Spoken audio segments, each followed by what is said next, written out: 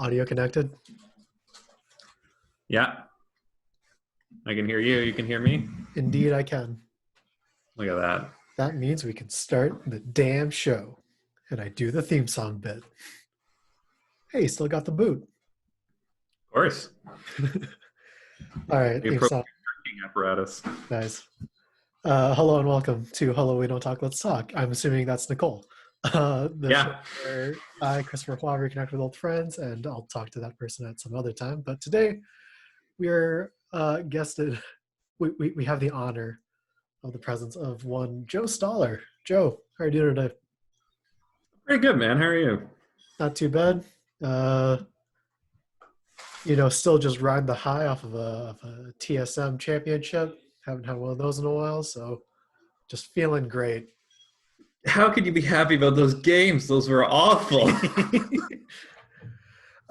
Did you watch the LCK finals? Or the EU finals? Man, I only watch NA games.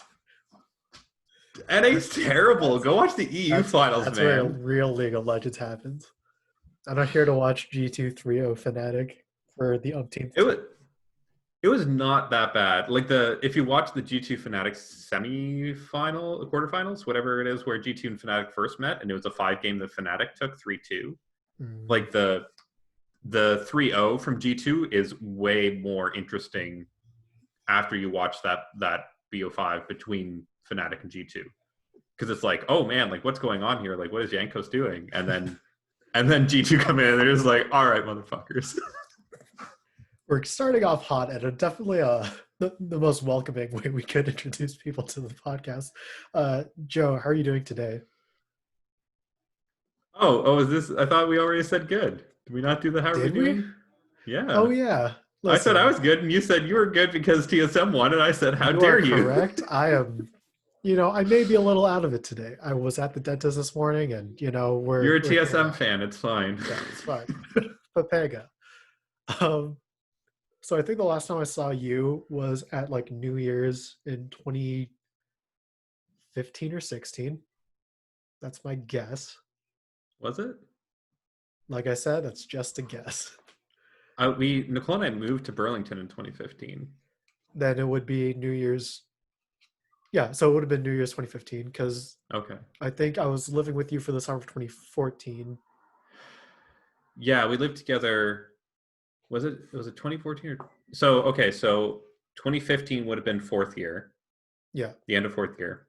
So 2014 would be in the end of third year. So I think you and I were summer 2013. Entirely possible. Life's a fucking blur. I know. But I know. Time doesn't make sense. Just definitively the sort of year after we had spent our wonderful summer together. That was a great summer, man. Holy shit, that was you were like one of my favorite roommates. Thank you. That was like the first time I'd ever like lived away from home, and it's definitely a much different experience back then than it is now. I remember when you got those dozen donuts. Yeah, I just ate them and watched NALCS for a weekend.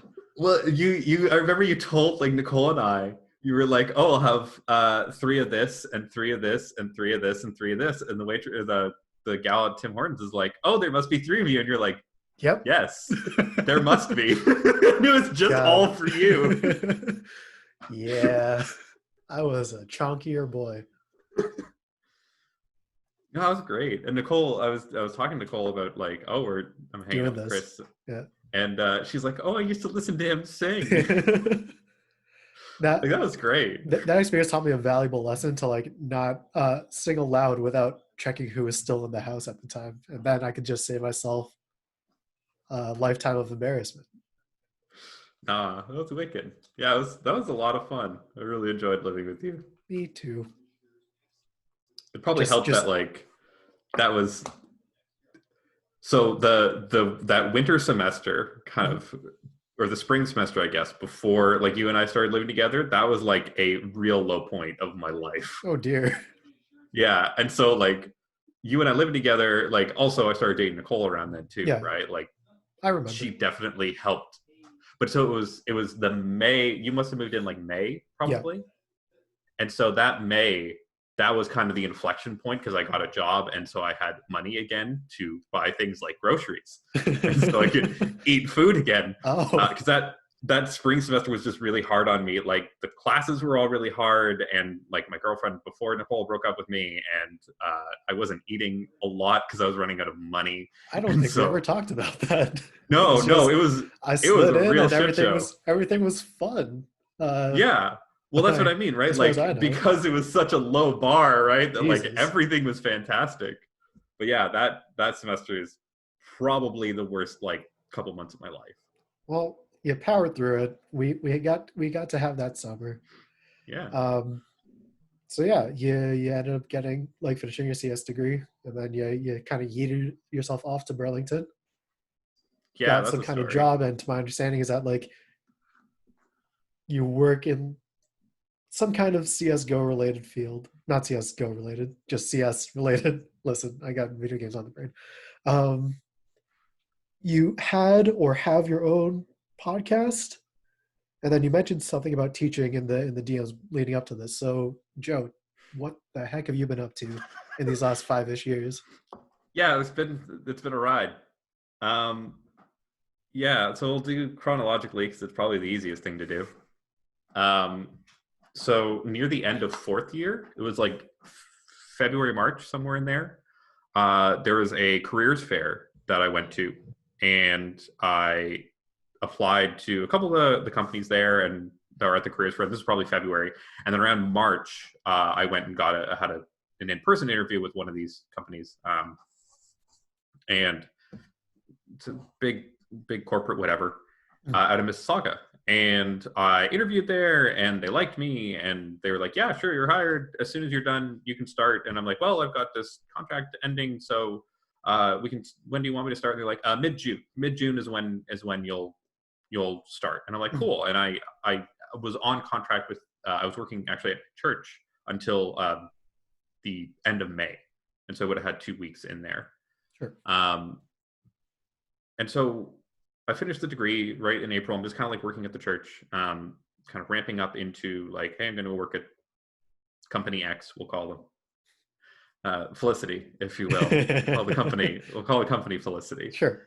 And I was reaching out to my contact, the person who had hired me. I was reaching out to her kind of throughout May, being like, hey, like, when do you want me to show up? Like 9, 8:30? What's my schedule? Because I didn't really have like, it was basically just like, hey, you're hired. And this was totally my fault. It was basically just a verbal agreement that, hey, you're hired. So you can kind of guess where this story is going to go. Of course.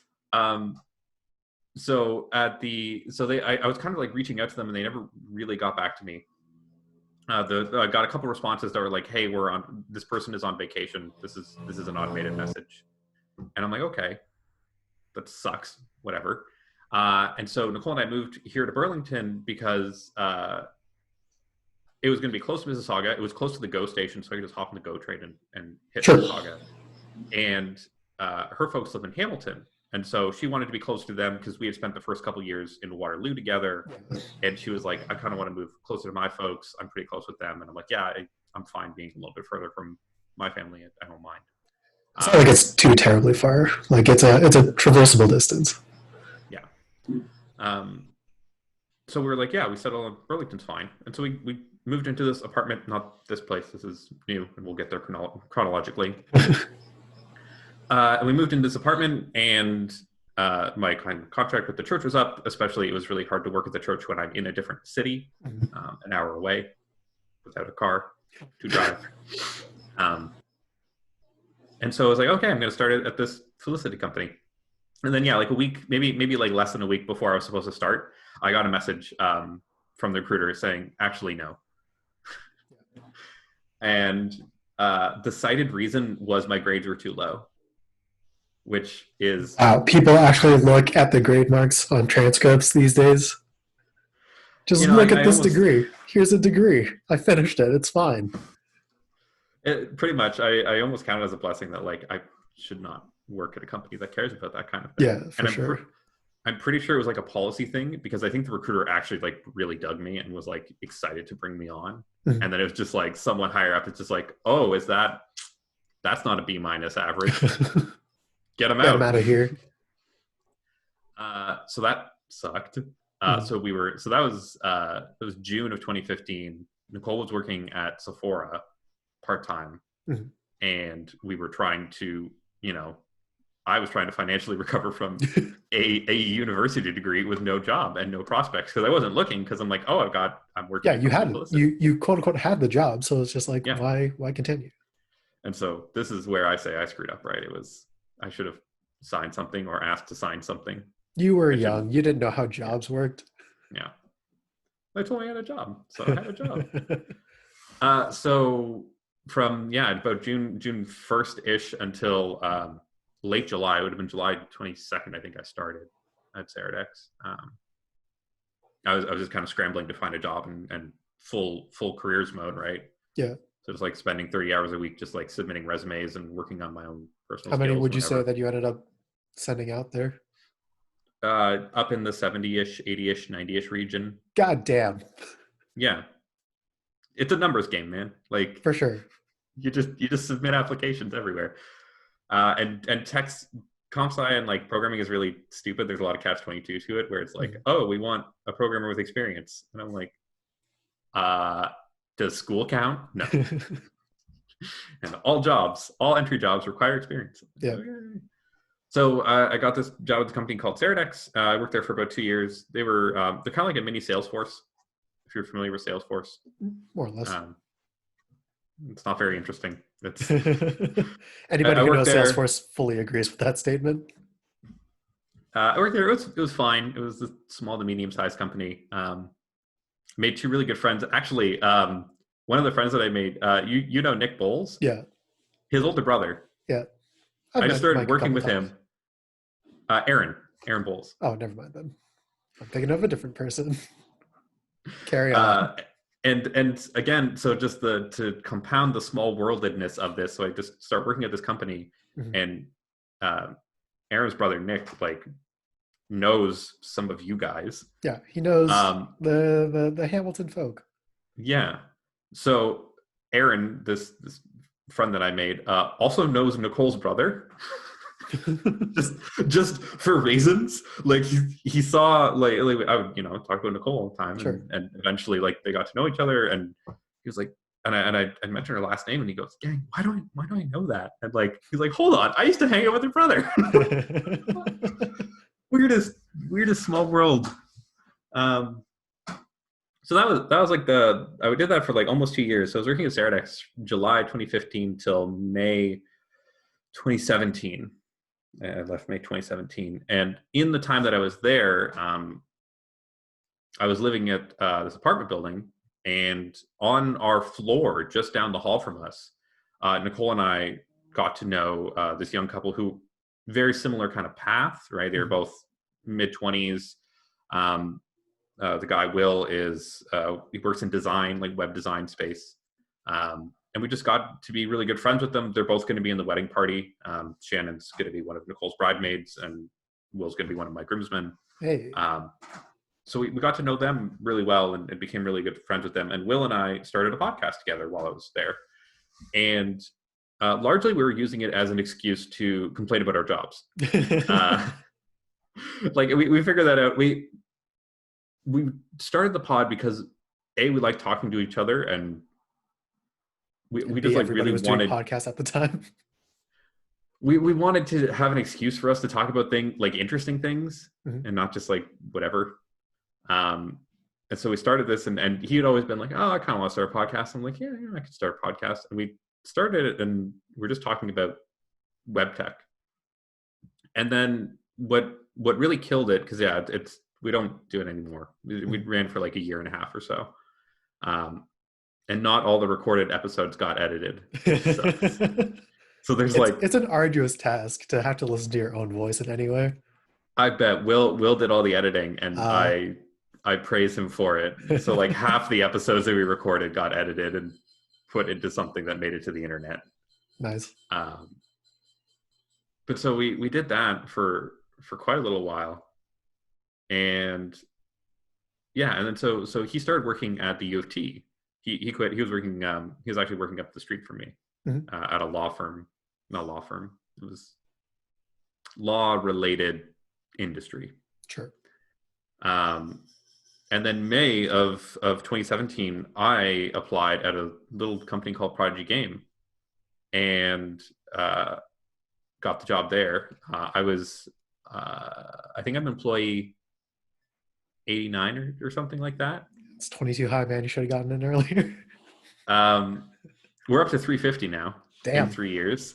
Yeah, Prodigy. So Prodigy's been kind of like the highlight of my life in the last couple of years. This is a Prodigy hoodie I'm wearing. Ooh, gotta love the branded hoodie. So they give me all the sweat. This is one of 3 hoodies that they've given me. So many goddamn hoodies. You don't have to pay for clothing socks. when you're at a tech company. No. It's the best part.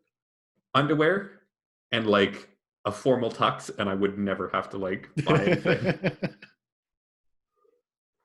So I started working at Prodigy in May of 2017. Yeah, Will and I kind of stopped doing the podcast because he was working at U of T and really enjoying it, and I was working. I'm working at Prodigy, still working at U of T as well. Mm-hmm. And we both just, our jobs became interesting and difficult enough that we didn't really have the energy to complain about them. Like, we didn't have all this extra energy that we did when we were working at like just these like half-ass chop shops.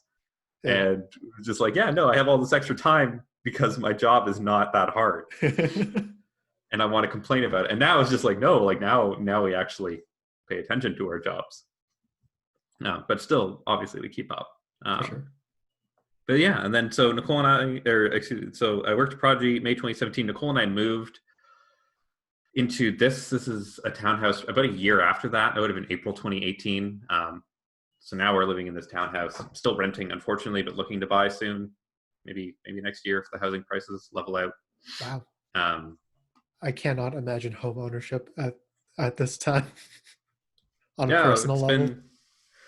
It's been, I don't know. Project's been really great to me, I'll say. And yeah, I've just been working there for the most, like that's been kind of the big highlight going chronologically. I proposed to Nicole 3 minutes to midnight, to 2020. Nice. Right on New Year's Eve, I proposed. So if anyone ever says, "Oh, 2020 was such a terrible year," I'm like, "Yeah, I'm glad I didn't propose to her in 2020." I'll be honest. I wasn't sure what your relationship status was going into this, so thank you for clearing that air. Yeah, no. October 29th, 2021. Nice. That's when we're getting married. We've kicked it hopefully far enough out that like people will be able to breathe each other's air again. Fingers crossed. And then so right around then too, I'm kind of working my way chronologically through. Right around then as well, I was reached out to by this company Trilogy that runs coding boot camps. And they interviewed me and I went through their whole process, and they asked if I would be an instructor at U of T initially. And I'm like, well, Prodigy has a Toronto office. This was December of 2019. So this was when we still could breathe each other's air. Yeah. December 2019, they were like, yeah, we're looking for someone to teach this boot camp that we're running out of U of T. And I said, yeah, I'd be interested. And they're like, cards on the table, the university has someone in mind as well. And so we don't know if we're going to have to supply the instructor or they're going to supply the instructor. So if they do supply the instructor, you're just going to be a substitute. I said, okay.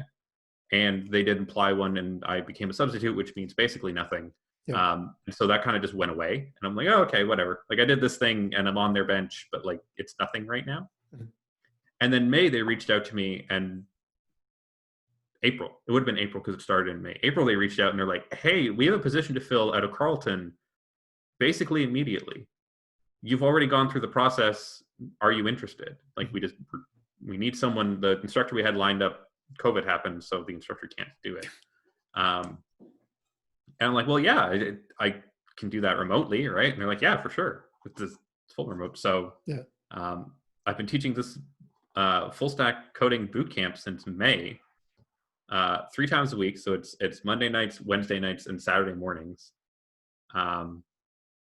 It's a lot, but it's been really great. Like considering I'm like working from home for Prodigy all the time, and now I've got this like this would be the easiest way to do this. Like when I was kind of planning stuff out, as if I was to teach out of U of T, I was thinking like, oh, okay, like I'd hop on the go Monday morning, go to the office, Oh, yeah. work out of the Toronto office because we have an office.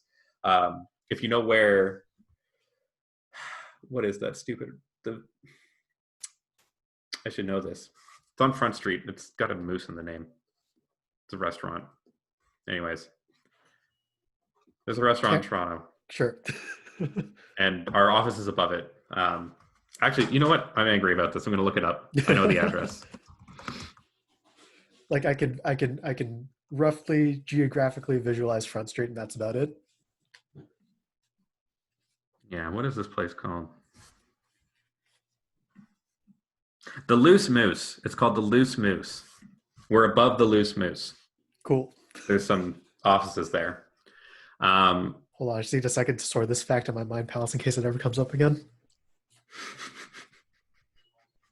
Okay, we're good. So I'm gonna quiz you on that like 2 years from now. So I was planning this out, being like, oh, I'm gonna have to take the go into Toronto, go work at the Toronto office, then hop over to U of T, teach, and then come home. Mm-hmm. And that's gonna be a long day. But so when they asked me to teach kind of during COVID time, I'm like, I don't have a commute. Like, this is significantly easier than when I said yes to the possibility of teaching in Toronto. I'm like, I kind of have to do it now if I'm going to do it ever. Yeah. Right? Because if I don't do it now, it's never going to be any easier than this. And part of the reason I said yes was to, now I've taught the course once, or I will have taught it November 7th when it wraps up. Mm-hmm.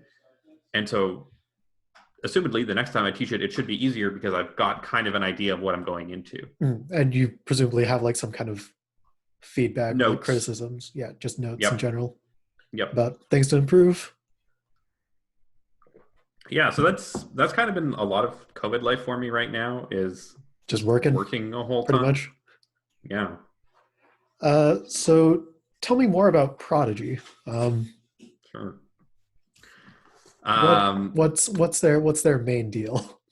So prodigygame.com. I'm sure there's a lot of people over the age of, I would say, 35 who you would say that name to, and they would all recognize it. Interesting.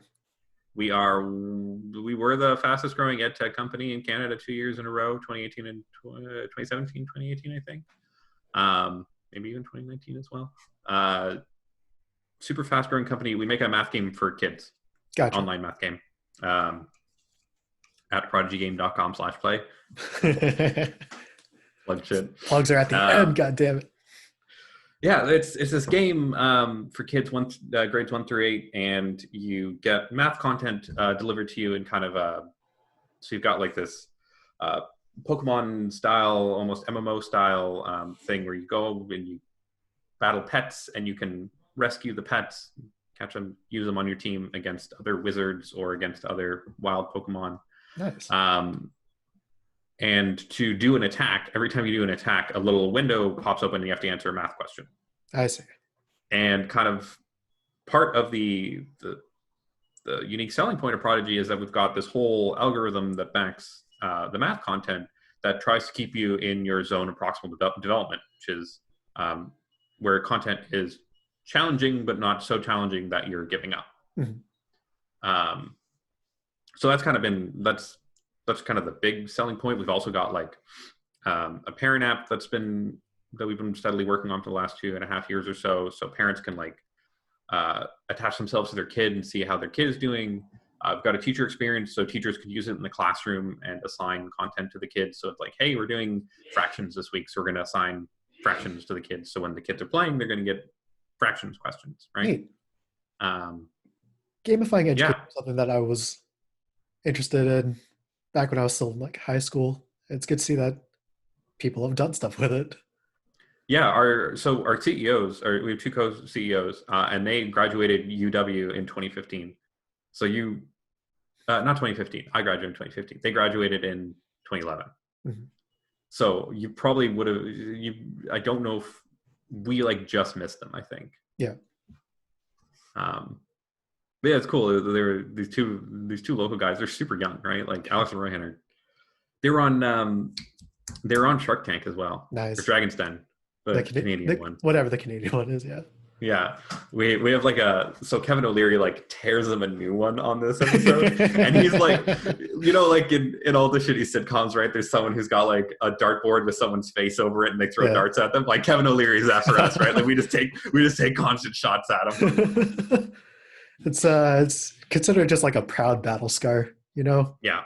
Yeah, you took your lick and then you went on and did it anyways. Yeah. So yeah, Prodigy's been it's been really great. I said I joined fairly early on. I joined when the company was still in one office. Mm-hmm. We've grown to a point now. So they were all housed. We were on the second floor of this office building, just on the other end of town. And then we probably a couple months after I joined, we rented out half the 7th floor as well of that building, and so we split kind of the company. We split the company up, but we're in the same building. Yeah. We opened a Toronto office afterwards. Shortly after that, so then we had 2 physical locations, and now we have 2 floors in Toronto. We recently, suckily, back in December, grabbed up there's a Tim Hortons headquarters that was in Oakville that opened up that we leased, are leasing, which is a large empty building right now because no one can physically go to it. So that sucks. Yeah. For the people who had to pay for it. We got a Toronto office above. Where is it above, Chris? It's in the Louis Moose. There you go. We got an Oakville office and an India office in Bangalore. Oh wow. Yeah. Those 350-ish people just spread out all across places. Yeah, India is the kind of the big market where we're trying to push into right now. Mostly because we're really popular in the US. We're somewhat popular in Canada. We have a presence in Australia, New Zealand, England, and then some other places. But we're trying to push into India as like our first kind of non-Western market, and see what that looks like, because the teaching style and the parents' attitude towards education is different than over here. Having just spoke to Zuhair, I can definitely see that being true. Is he living in India? He finished up his doctor, or his MD or whatever in India. Okay. Yeah. Yeah, because I thought I saw that he was bumping back and forth, I think, for a bit there. Just kind of in and out, finishing up things and visiting home every now and again.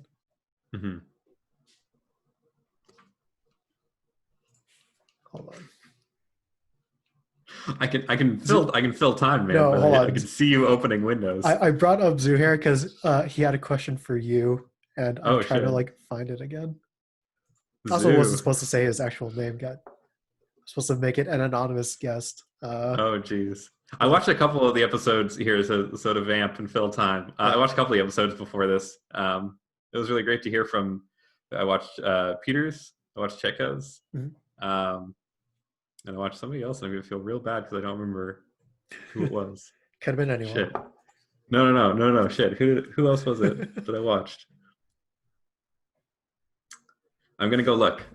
Screw it, because YouTube will have it. This is going to be the research episode of the show where we pull up windows and tabs to get answers to questions that we have. Amber, I saw you would talk to Amber. That was pretty good. Yeah. Sorry, question from a previous guest. Yeah. Sure. If you were to have a superpower, what would it be? And no, Zuhair wasn't super proud of this question, but yeah, it was his. I put this all on him. Any limits? No limits whatsoever? No limits. But a singular superpower. Some kind of teleportation? Make that commute any easier in the alternate universe. So this will I bring this up to dovetail us into another topic very easily. Very good. I've been on podcasts, so I know how to transition. And usually you don't call it out, but there's a little peek behind the curtain. Okay. So last year, Nicole and I went to Germany, and it was our first time in Europe for both of us. Was that your first vacation as a couple? No, So here we go. Here's the part of the show where we're talking about what we've vacationed and where we've gone and geography. It's everyone's favorite part, traveling. So 2015, we moved to Burlington. We were basically just flat broke all of the rest of 2015 because we like moved into apartment together, and I had some stuff but not nice stuff. I had like student crap, and she was still living at home up until she moved out. And this is super fun side tangent thing.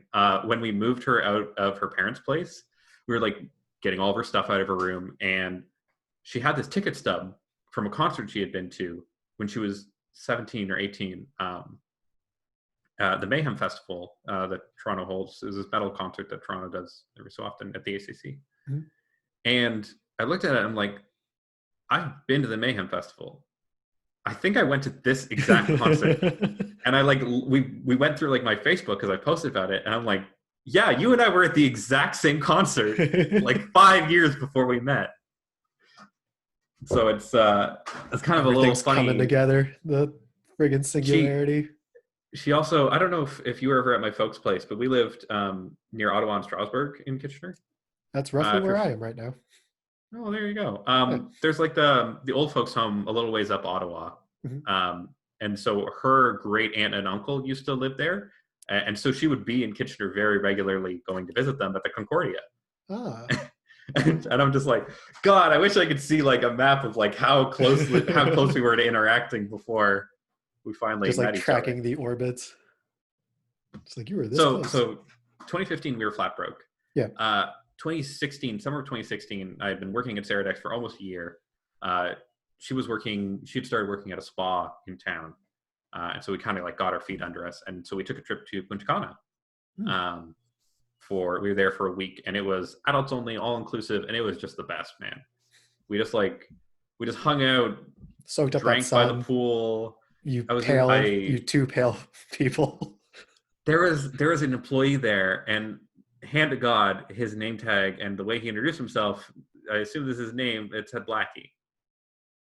And he was a very dark individual, and we like saw him around, but I never called him out because I was afraid that you were uncomfortable.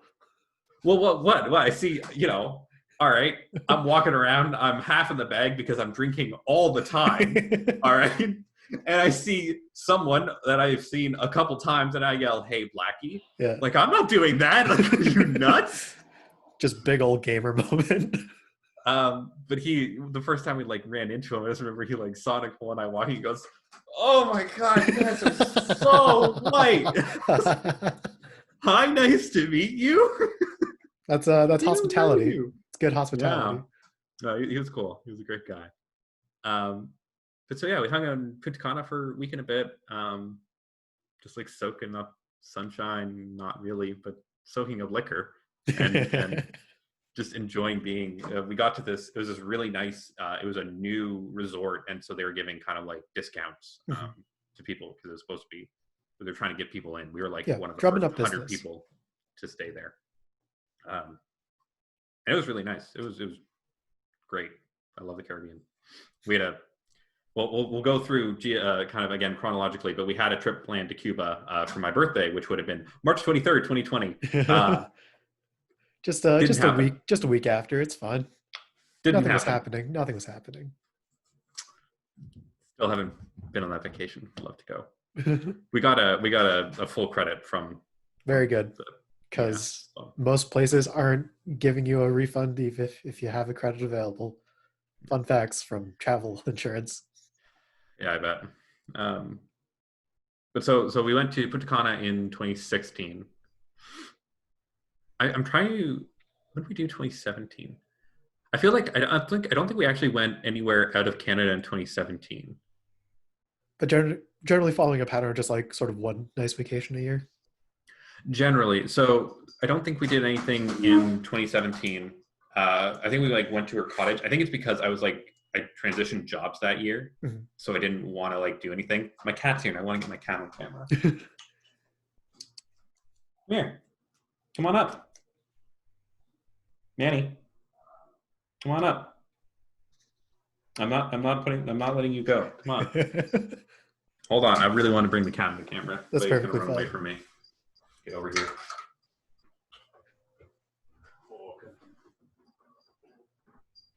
Oh, there we go, little pumpkin. Yeah, I know. You hate it. You hate it when I lift you up. That's a big cat. Damn. He's not that big. He just looks big on camera. The camera adds 10 pounds. The classic. There you go. This is Manny. We got him November 2015. Oh. Got him basically as long as we've lived in Burlington. Yeah, you can go now. He's a redhead like Nicole and I. What drove the name of Manny? Have you watched Mostly Walking? No, but I've heard of it. It's I'm Day going to assume 9. it's just a pull from that. Yeah. It's our old buddy Day 9 playing playing old adventure games, and one of the games we were watching was Grim Fandango. When we were picking out names for him, and the main character Manuel Calavera, the sidekick character calls him Manny in this very funny voice. He's Manny. Gotcha. Talking about names, and we're like, Manny's a pretty good name. Yeah. And so his full name is Manuel Calavera. We'll bring that up sometimes. So we went to Punta Cana in 2016. 2017, I don't think we went anywhere because of the job switch. 2018 in May, we went to Costa Rica for a week again. Adults only, all inclusive, and that was just freaking beautiful, man. Like so much fun, so great to just lie around. And we went to zip lining. They have like a big zip lining thing that they do there. Nicole talked me into going. It was great. We were like up in the trees, and they were just like having us zip line down these things. It's really, really pretty and crazy cool, right? Costa Rica is a really nice place. They haven't had a standing army in like 50 years or something, which is like one of these like big points of pride that they have, where it's just like, yeah, no one messes with us, which is so nice. It's so fantastic. The world will defend them if needed. Yeah, and just it was a really pretty place to be. The resort was really nice. It had like it was really cool. They had like monkeys in this one part of the resort. There was like this fruit tree, and the monkeys would hang out on it and throw fruit at people. Jackasses. Yeah, Costa Rica was just great. And then so that was May, and then in October of this, it would have been October that year, 2018. We went to Nova Scotia. That was kind of when Swoop was doing a lot of their like, hey, travel around, buy tickets with Swoop. Yeah. And so we went to Nova Scotia for like $1,000 or something. Yeah. Like all in. Like we to Nova Scotia. And it was very like, cheap. And it was like nothing. We got a B&B and stayed with this really lovely old couple. We were about half an hour outside of Halifax. And we just kind of traveled around and hung out in Halifax for a bit. This is so dope. We went to a speakeasy. Oh, nice. They had password and everything? Yes. Nice. Yes. Shit, I wish I could remember it. Do I have to go look it up? This is the research episode, right? I get to go look stuff up. Let me see Kitcher has one of those that popped up, I want to say a year or two ago. I've never been, but I'm aware of its existence, and I don't know how to find the passwords. So I posted to the Halifax subreddit, and I was like, is there anything, my girlfriend and I are going, time girlfriend, right? Yeah. Are going to be in Nova Scotia for a week. What do the locals recommend? And we got some cool recommendations. We went to like a winery that was around. It was closed for the season because it was late in October. But there was this like historical site that we were able to kind of mill around. Acadia. Are you familiar with the Acadians? I think they came up in like grade 9 French class. Yeah, they were this French population that lived in Nova Scotia that kind of got ousted. And so we like went through this little historic settlement for the Acadians, which is super interesting, right? It's like it's part of Canadian history that's not really talked about. Yeah. We were in Halifax. We were in man, this sucks that I can't remember any of the names of anything. I should have prepped. There's a historical site in Nova Scotia. It was kind of like this. The reason it's a historical site is that it was like this cookie cutter British settlement Mhm. And it was like, oh, when the British make a settlement, they want it to look like this, and like this was like the marquee, like all the settlements are going to look like this, and it's very well preserved, and it's like a kind of very early British settlement on the new continent, on the new world. Mhm. I'm going to look that one up too. Damn, I'm just looking everything up. All right, kill time for me while I look things up. No, it's okay. We'll just sit in silence, and then I'll truncate the silence in Audacity afterward.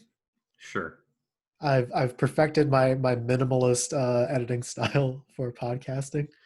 Lunenburg. It's called Lunenburg. So for anyone who's familiar, we went to Lunenburg. Or Which if was anybody has plans to travel out to Halifax, since domestic flights are still functioning, take a vacation and see Lunenburg. I can't find the email that I was looking for, but yeah, there's a password to the speakeasy we went to. It was really cool. It was this kind of high-end dessert shop.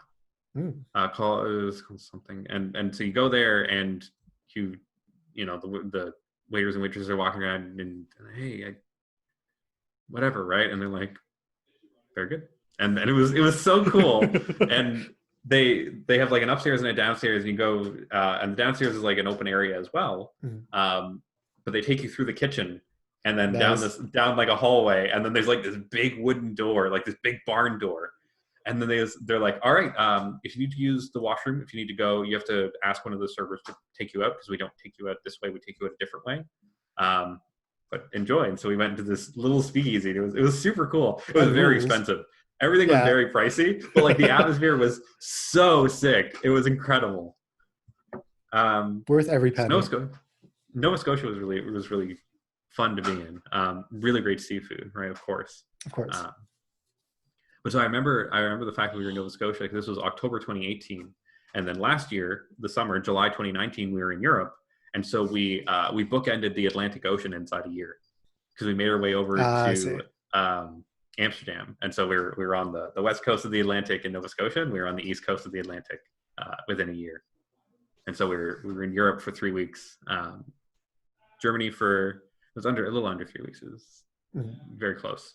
And we were in Germany for a little bit, and then we were in Amsterdam for a little bit. And that was a really, really fun vacation. It was we've talked about like adventuring vacation versus relaxing vacations. And like where you go to the Caribbean, sit on the beach and drink is a relaxing vacation.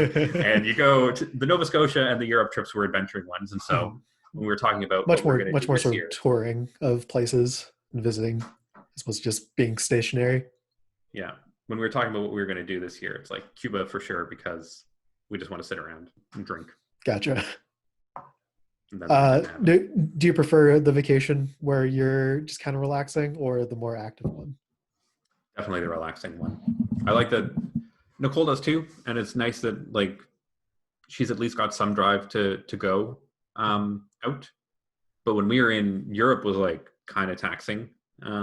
We were there with her, so we were there partly for a wedding. She has family in Germany. The couple has come to Canada a couple times, and now we've been over there, and we've invited this couple, Nadine and Thomas, she's pretty close with Nadine. And so we were there with her family for a little bit too. Her Oma and Opa came over, aunt and uncle and the kids, and her brother came with us, and his boyfriend was supposed to come as well, but due to work just couldn't make it, unfortunately, last minute. So it was like Nicole and I and Steve. So but he ended up going off a lot on his own because we weren't as adventurous, and we were just kind of like, yeah, no, we're going to hang out and then we're going to go. And he's like, all right, I'm up it's 7:01. I'm out. Like he was like ready to go. But it was a little taxing to be there kind of, and to try and be at other people's tempo, right? When we wanted to be at our own tempo. So. Gotcha. Yeah. So that's how you sort of block out large chunks of free time. How are you spending your access time on a more regular basis? Gaming and reading. Nice. Reading technical papers, or related to work, or just fiction stuff? Can I please show you the books that I've read? Absolutely. I was thinking about this, and I'm like, I want to bring props. So I'm gonna grab some of the books that I've read over the past 5 years. Sure.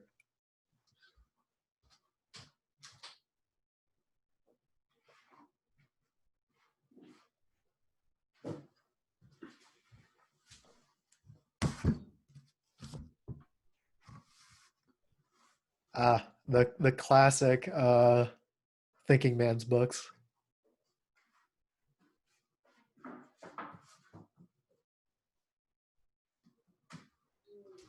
Ben Shapiro called. He wants his library back.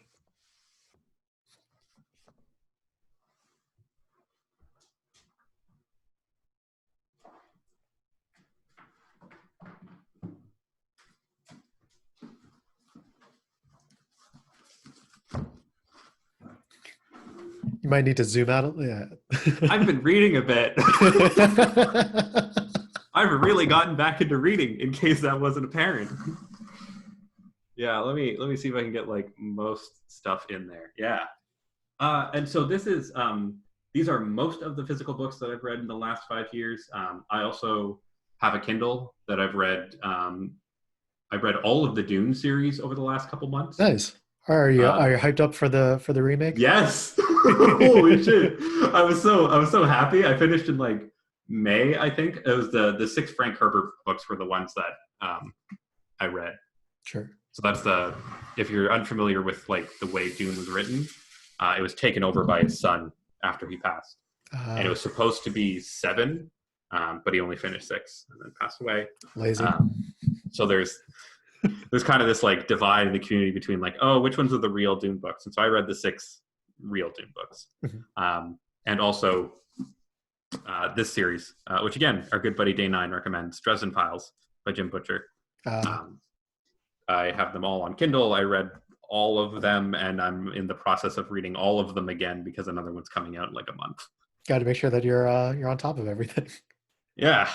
Get that lore ingrained into you. Yeah, got to stick in the memory palace. So I've been reading a bit. I've just been, and so this is what I've been doing on vacation too. Like Costa Rica, like Atlas Shrugged was all of just Costa pound Rica. through a book. Interesting. Yeah. Are there any that jump out to you? Would you like me to read the titles to you? I'm very proud of my books. I was gonna. So after you put down the first act, I was like, "What's next?" Infinite Jest by Foster Wallace. Disappointed that's not here, but that's fine. But yeah, I made this joke already, but it's definitely like a set of literature that it has its profundity, but it's also like very much associated with a certain sort of type of person. Yeah. But they're still good. That shouldn't be a reason to not read some of the things that are here. Yeah, I didn't really know anything about Atlas Shrugged, so I'll speak to at least a couple of books that I want to talk about. Sure. Because I thought about like, what are some things that Chris and I can talk about, and I'm like, I have to bring up the reading. It's just a lot of my life. Also, just speaking of Atlas Shrugged, yeah.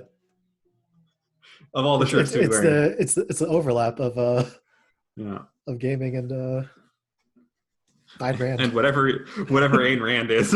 Yeah.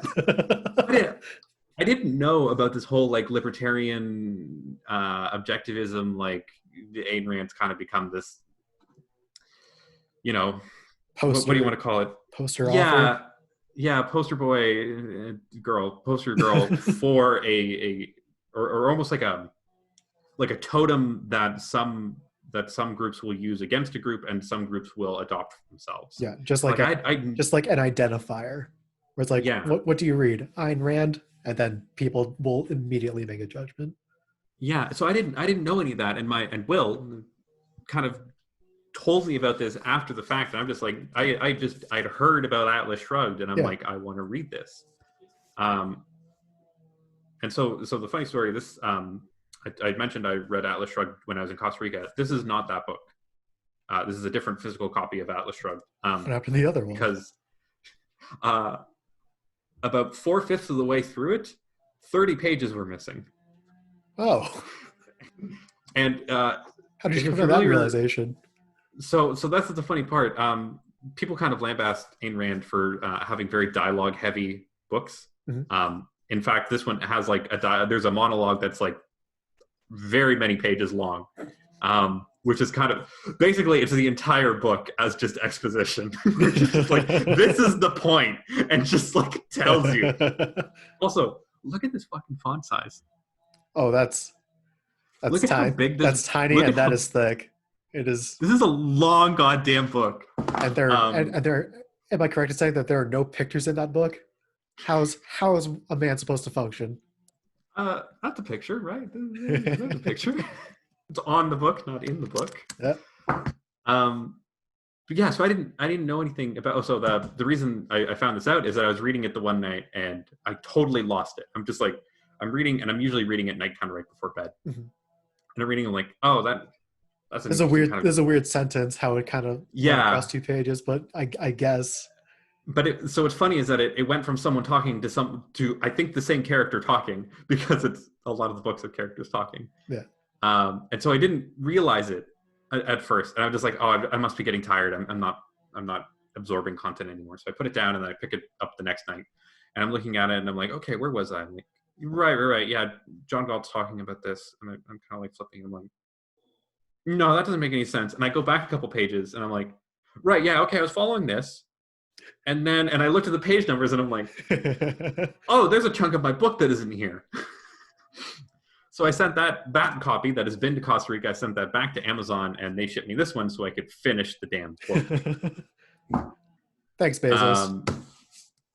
So I read that, and then I bought this when I was in Nova Scotia, which is another of Ayn Rand's book. This came out before Atlas Shrugged, and it's almost like the V1 of Atlas Shrugged. It's super funny to read. And like, it's the foreword talks a lot about the fact that like she basically spent her entire career trying to write Atlas Shrugged, and it's just like, so most of the books are just like different versions, just like drafts coming more in. or less, right? Like this one, like there's the same characters. She like rolls a couple characters in this one together into characters in this one, like cuts a couple of unnecessary plot lines. It's super funny to read, especially in the order that I did, where it's like, all right, Atlas Shrugged and then Fountainhead. But so I feel bad. I feel bad that like she's gotten, such a reputation after being dead, because like Atlas Shrugged is a really crazy, interesting book. It has a lot of interesting ideas. I understand like why people don't particularly care for a lot of the ideas these days, around like libertarian economics. But like, there's some great lines. There's this character Hank Rearden who like, the antagonists are the socialists. And so Ayn Rand, if you're familiar, grew up in Russia and Soviet Russia, and kind of escaped to America when she was like 18 or so. And so her experience is very much colored by the worst parts of socialism and Soviet Russia. And so the antagonists of Atlas Shrugged are the socialists coming to destroy America, and the heroes of the capitalists saving the world with money or something. I don't know. And one of these socialist characters is talking to one of the protagonists, Hank Rearden, and he's like, well, how do we you can't sell your metal for so much. You need to sell it for less. People can't compete with you. You need to lower the price that you're selling it at. And he's like, no, fuck you, right? Like, it's not what capitalism is about. Yeah. And that the socialist is like, well, how are we supposed to control how much metal you sell, right?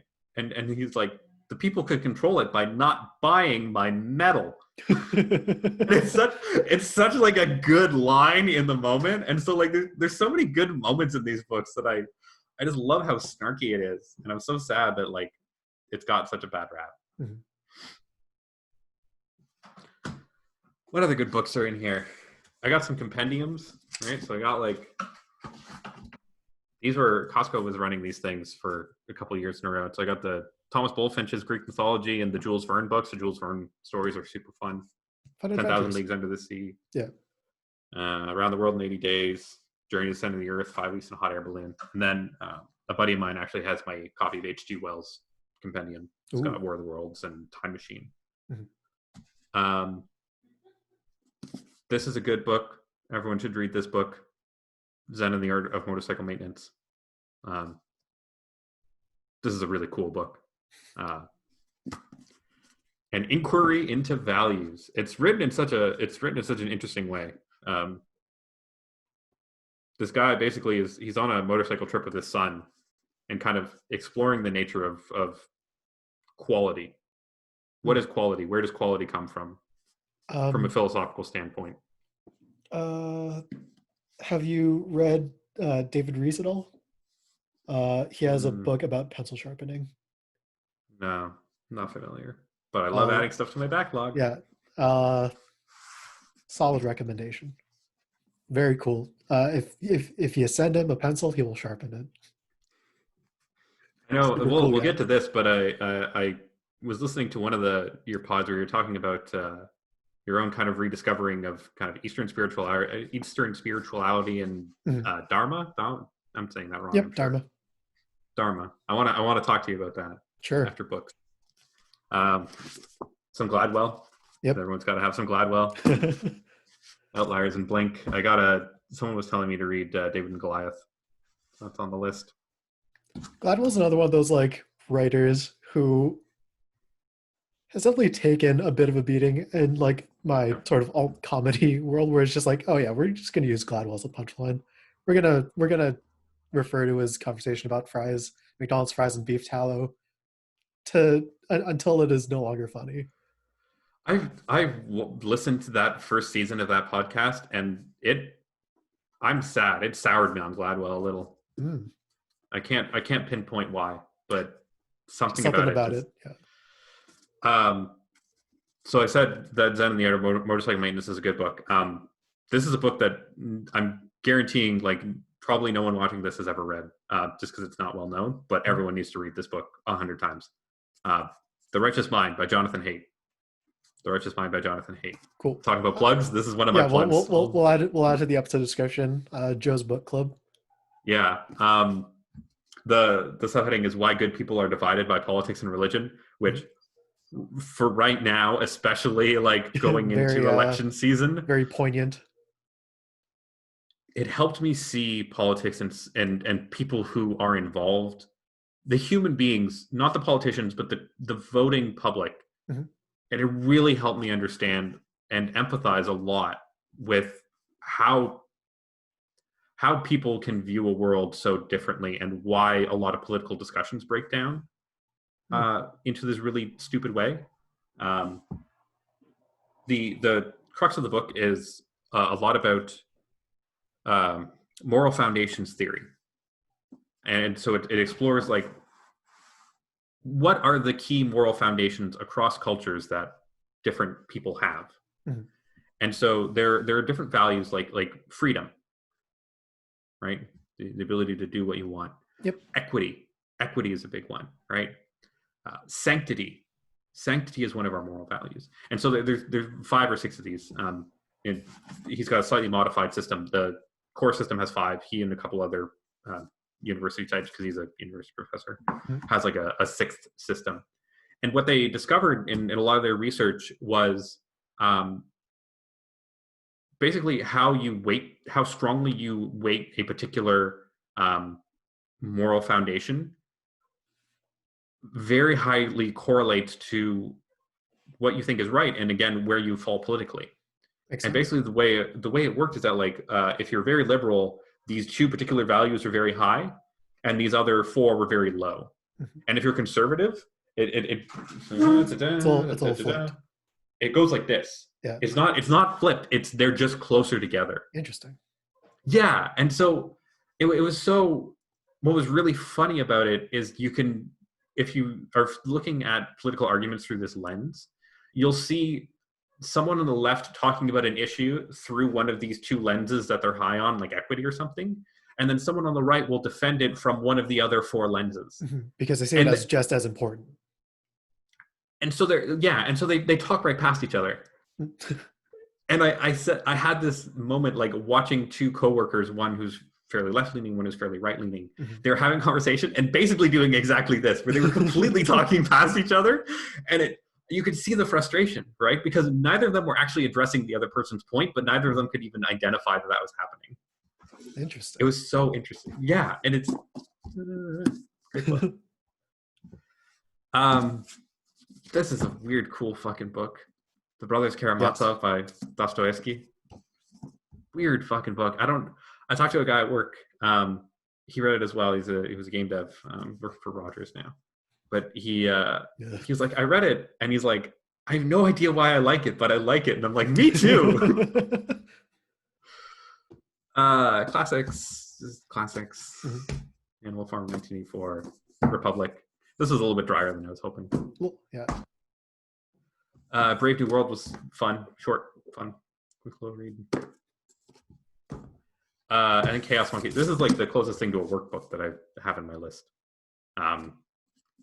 What's the subheader? This guy, Obscene Fortune and Random Failure in Silicon Valley. Gotcha. I'll read the back cover because I think it really illustrates what the book is about and how it's written. The reality is Silicon Valley capitalism is very simple. Investors are people with more money than time. Employees are people with more time than money. Entrepreneurs are simply the seductive go-between. Startups are business experiments performed with other people's money. Marketing is like sex. Only losers pay for it. Wow. Yeah. So this guy, Antonio Garcia Martinez, he founded a startup, went through the Y Combinator program, if you're familiar. Yep. I think he basically built what became AdWords, from memory. Mm-hmm. They got acquired by Twitter initially, and then he leveraged his position to work at Facebook. Mm-hmm. And then he worked at Facebook for like a year, got into like basically a war with the gal who's still like their VP. I can never remember her name. It's high up VP at Facebook. And basically he just like got into a huge like spat with her, and was just like, the way he writes it in the book, it was just like this heated, like it's either her or me, and then he lost. And now he lives in a boat. He lives in a houseboat. That's pretty cool. In a world of global warming, a houseboat is a good investment. Weird guy, and like it's written very strangely. He makes all these like glib remarks about the author, but he is the author. Like down here, like these are just like these random asides. This book has footnotes. He just like makes these asides about himself, and he's like, "Listen to this jackass." And he's like, "This is you. What are you doing?" Weird book. Bold choices. As a guy who is very much self-deprecating most of the time, I can relate. So yeah, I've been games and books, man. They've been your jam. Just kind of what kind of games are you playing? A lot of roguelikes lately. I was about to say, I recall you being a big Binding of Isaac kind of guy. Yeah. Still just like on the roguelikes. Have you played much Binding of Isaac lately? Or is that kind of done by now? No. Yeah, that's pretty spent. I played a lot of Slay the Spire when it was kind of in its heyday. Hell yeah. I'm playing Grifflands, which is by Clay. Yep. If you're familiar, that's really cool. Their deck builder type thing, and they've got their negotiation system, which is super interesting. I like it a lot. Yeah. I got Rogue Legacy 2. I was playing a lot of Rogue Legacy, the first one, and now Rogue Legacy 2, which is just hit early access, but don't get it yet because it's not ready. Mm-hmm. I played Talos Principle a couple of years ago. Talos Principle is one of my favorite games of all time now. Hollow Knight, man, I loved Hollow Knight. Holy moly. I was not prepared for how much I would like Hollow Knight. But damn. That game's a masterpiece. So one recommendation, one game, one book. Everyone play Hollow Knight and read The Righteous Mind. There you go. That's been my life. Have you checked out Monster Train at all? No, I'm not interested. Oh wow. Okay. Mitch told me to play it as well, but I'm not interested. I got Switch, so I played Mario and I played Zelda. I want to get the new Paper Mario. Buddy that I work with got it, and he wants to play the N64 Paper Mario, which I have, and he's got the Switch Paper Mario that he has, so we're going to swap whenever we can bring each other there. Yep. Yeah, what else? I don't play League really at all anymore. Played a bit of Monster Hunter for a while. Hey, I've heard good things. Yeah, it's a lot of fun. I played it single player, and I cannot play any multiplayer games anymore. I think I'm just like really bad now, and I'm thinking back to when I at least thought I was good. If I was never good, I at least thought I was good. Mm-hmm. And now I'm just so bad that it makes me angry. So I can't play multiplayer games. That's a shame. At all. Yeah. Not even just like a So full stack with friends? I don't have the time to keep up to be even competent enough Fair. that I can get to that point. Gotcha.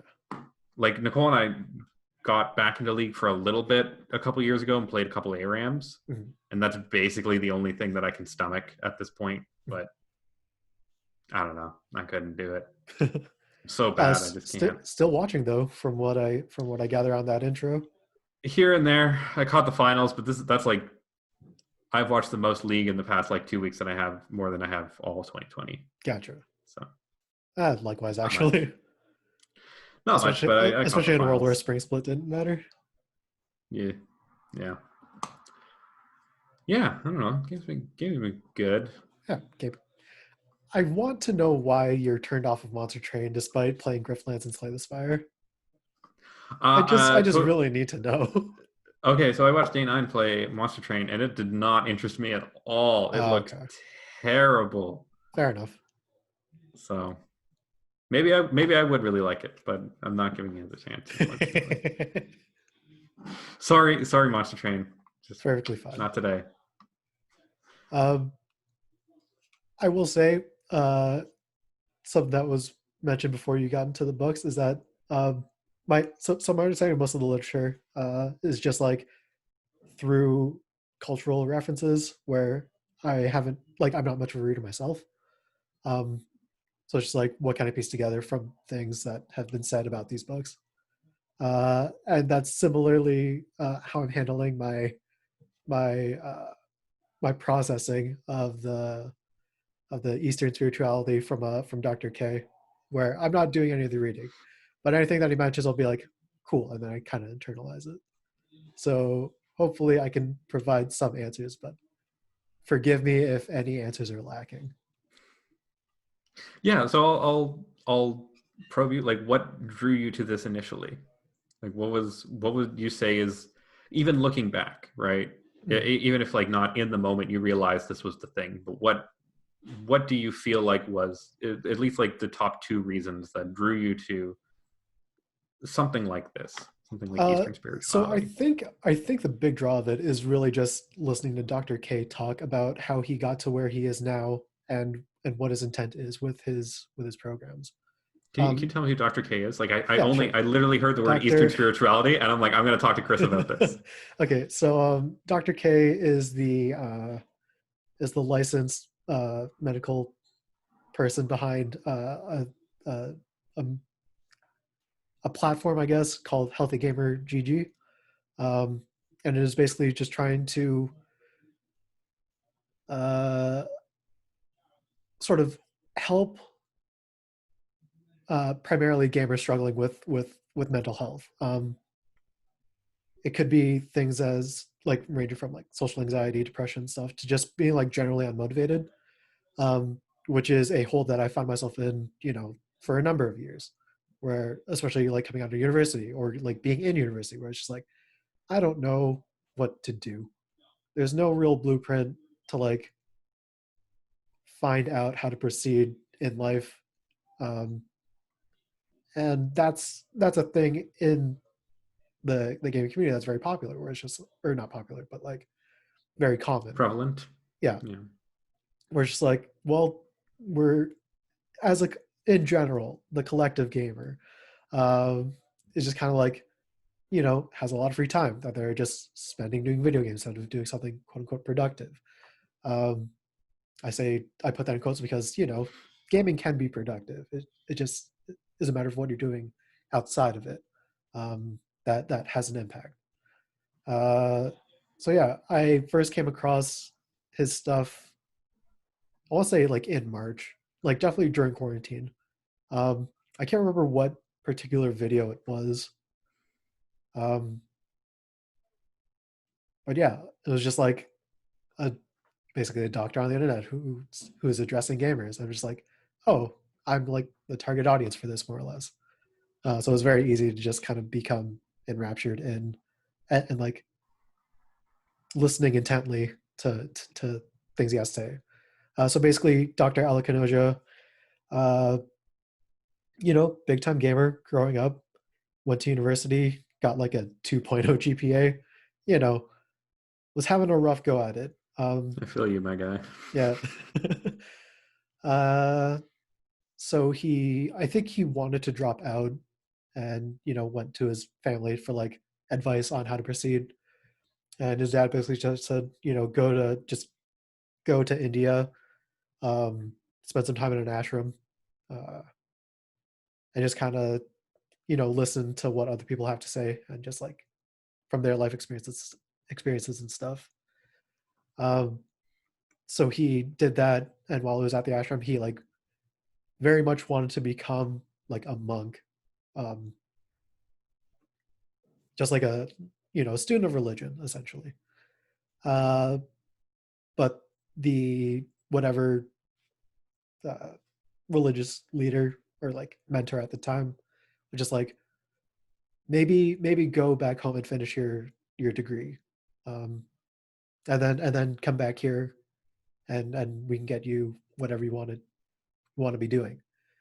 Um, so he did that. He went back, he got his degree, met his wife who really wanted to date a doctor, so he just became a doctor. I was like, that kicks ass. To go from a guy who's generally without guidance, spent a lot of time playing video games when he should have been like studying or pursuing something. And then yeah, he's like this cool Twitch doctor essentially. And that's how that came about. Um, so because of how he has like a sort of Western education, but also sort of spent that time in India, he has not solutions, but like lines of treatment that he's kind of merged together into his own little take on mental health in the West. Cool. Yeah. Yeah, and it definitely sounded interesting. One of the things I've been doing, and with the reading as well, is to just kind of expose myself to different ideas. Mm-hmm. I don't know when I realized it, but I just like at some point I was just unhappy with the scope of my own like ability, like just the scope of my own knowledge. Mm-hmm. And it's just like, and not like, oh, I personally have never been here or done this or whatever. But it's just like I just had no idea about what was out there. And so I wanted to kind of expose myself to weird stuff. And so like I've got some weird books over there as well that Go for it.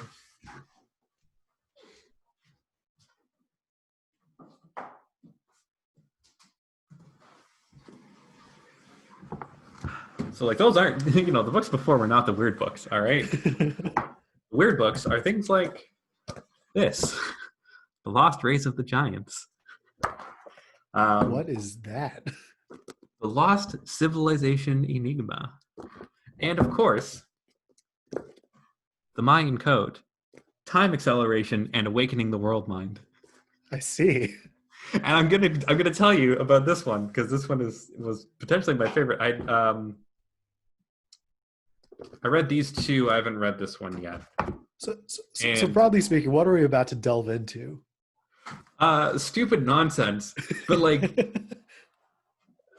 have you watched the Flat Earth documentary? Behind the Curve? Yeah. No, but I'm aware of its existence.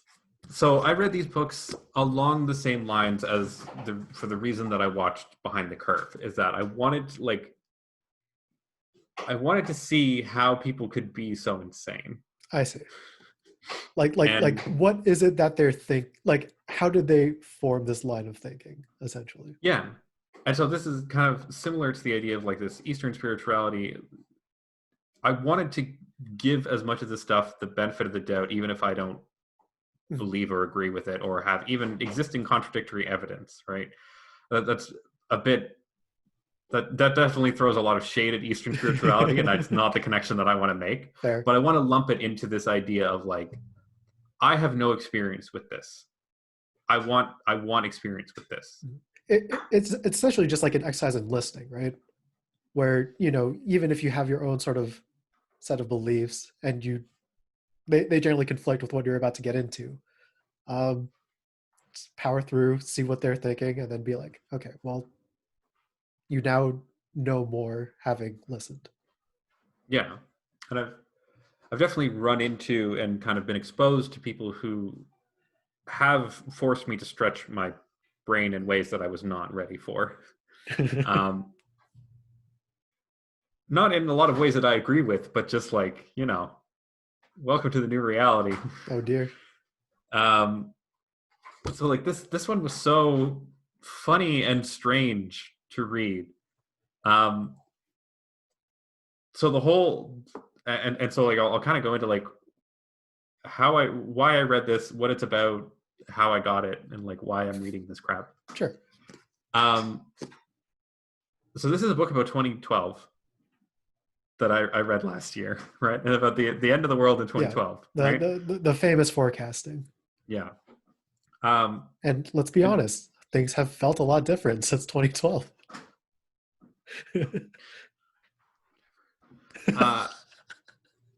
So the author kind of goes into this idea of like, again, following the Mayan calendar, and figures out this system of time where so she ends up creating this time system that ends up ending at December 21st, 2012. And it's a derivation of kind of how the Mayan calendar worked. I'm trying to find, there's this one really great table. Yeah, this is the table. So that far column there, that says physical Earth time, otherwise referred to as time. So when a book has a table where one of the columns is physical Earth time. Yeah. Like there's some shit going on. Yeah, you're gonna dive off the deep end a little bit. So like, right, like it's completely out of my scope, right? Like I would never in a million years ever come across this kind of literature. Mm-hmm. And so it talks about like, oh, basically there's, however the math works out. It was something like, and I was talking about this book just the other day to my class, because we have like before the full stack programming part, there's office hours, and usually it just ends up being me and my TA shooting the shit and talking about stuff like this, and then students will start showing up and we'll just be talking about weird nonsense. But so like the point is that there's the time exists in these cycles, and these cycles are accelerating, and so like the last cycle before 2012, December 21st, 2012, was like 260 days long. And if you multiply that by 13, which is their weird magical number for Mayan stuff, it was like 10 and a half years. And then you multiply that by 13 again, it was 130 years. And then 13 again, it was doing math, 3,900 years, right? Whatever, right? So they've got this cyclical nature, and the nature is speeding up, right? You can almost think of it like if you remember phi, right? 1.61, yeah. the golden ratio thing, right? Where kind of it spirals into itself. And so that was part of the premise of this book, was like time accelerates when we cross these boundaries. And she made a convincing point and like went through kind of where different milestones were in kind of human society as related to these acceleration points. So it's something like, here was the agricultural revolution. Here was the industrial revolution. Here was the internet. Here was like computers, and then like the internet, right? It lined up like fairly well. And of course, like the problem was that they figured out this number system and then just fit events into the number system, right? As theories like this tend to go. Yeah. But it was cool, right? It was kind of just an interesting idea in terms of thinking about time accelerating, not in a literal sense, but in like the idea that, how would I put it? Right, like lives feel busier, right? Mm-hmm. And there is some kind of mental acceleration that's happening, right? Yeah. So it was really fascinating to hear someone talk about time that way, right? Like, okay, you put aside the physical realities, but Yeah. like the idea of time acceleration. She has a very interesting. So I'll read the Barbara Hand Clow is an international Mayan elder, Cherokee record keeper, and internationally acclaimed ceremonial teacher and author. So it's like a very like far away from my experience, Mhm. right? And that was one of the things that like kind of drew me to these books was like, how can I just expose myself to something completely out of my depth? So that's why I have it.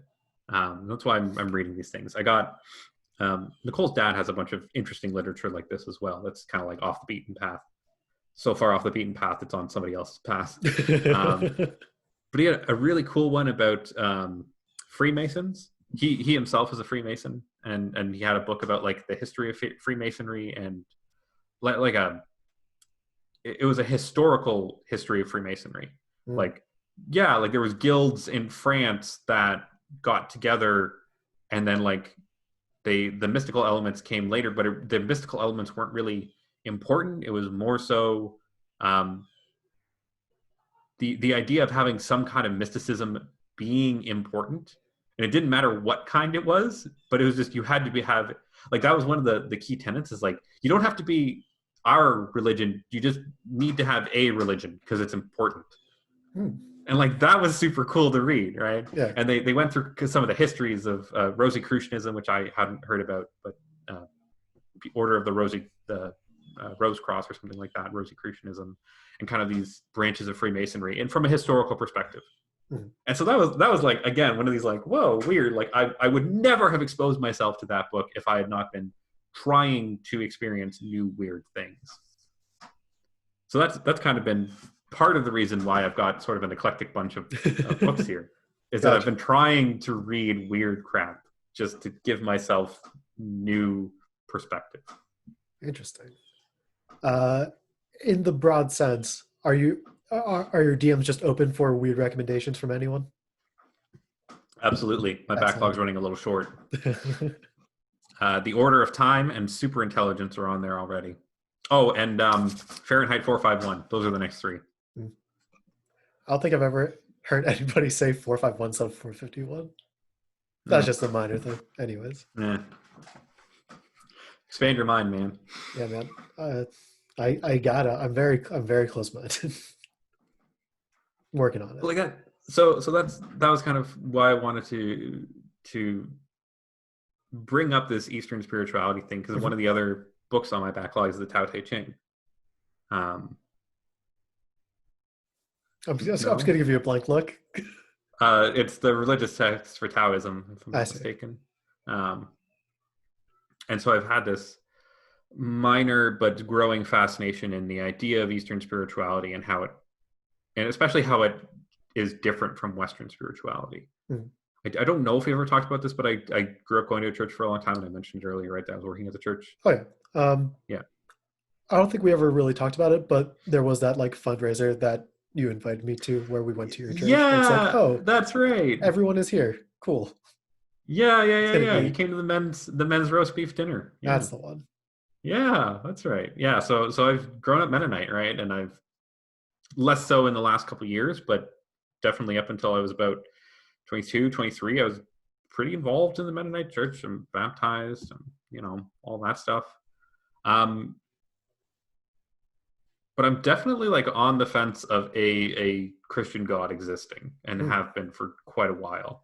And so I'm interested in, I've got a couple books over there about Christianity. We'll get to them eventually. Yeah. I've read a couple of them. There's this, I really hate, so this is okay, so I'll throw it back, right? There's this really big problem in a lot of the Christian book circles because the author has to almost like, this is my word of the week, kowtow to the fundamentalists, where you can't make a point about Christian religiosity without acknowledging the fact that a God definitely exists. And it feels very much like, like you're recording, someone is being recorded, and they're like sweating, right? Like in comedy, right? They're sweating because someone on the other side of the camera has a gun to them, right? And it's like I've read a couple books now where you can see this come through, where it's like the author wants to make some kind of critical remark about churches in general, or just like modern Christianity, and like the really fucked up stuff that's happening with like the Bible Belt, and like all the shitty things that are potentially a failing of the church more than of the religion. But on the backdrop of there being a God that definitely exists. Right. And so they kind of have to backpedal all these points, and it's so frustrating to read. So I'm kind of interested if I don't know how involved you are in like, I feel it's like anyone who grows up in a Western culture at least has some exposure to Christianity by osmosis. And so I'd be curious if you have any sort of like, are there any big things that stick out in this kind of Eastern spirituality that's being touted that conflict and contrast with like Western Christianity, modern Western Christianity? I see. Can't give any input on that because I'm not that deep into it, but fair enough. I think like I'm trying to think of the word, but like the focus on the deity versus like the focus on the like self and stuff, or like the mind, because like Dr. K is like, you know, Hinduism, where, you know, you're the sort of like enlightenment, like mindfulness and stuff, is not so much about, you know, whatever deities exist in that religion, as opposed to, well, Christianity is mostly about big what G you and do little for J. God. Yeah. So that's definitely like a divide that I, even at the periphery of both of these things, like can notice. Probably one of the bigger parts of it as a result. So that's my response to that. Yeah, are there any like, so like tenets? I'm thinking about like tenets, right? So Dharma was one. I'd be very interested to hear you kind of expound on that a little bit, and kind of spirituality of self, or like an internal locus of spirituality versus an external locus of spirituality. So my understanding of Dharma is that it is the Sanskrit word for duty, and basically everybody has some form of thing that they are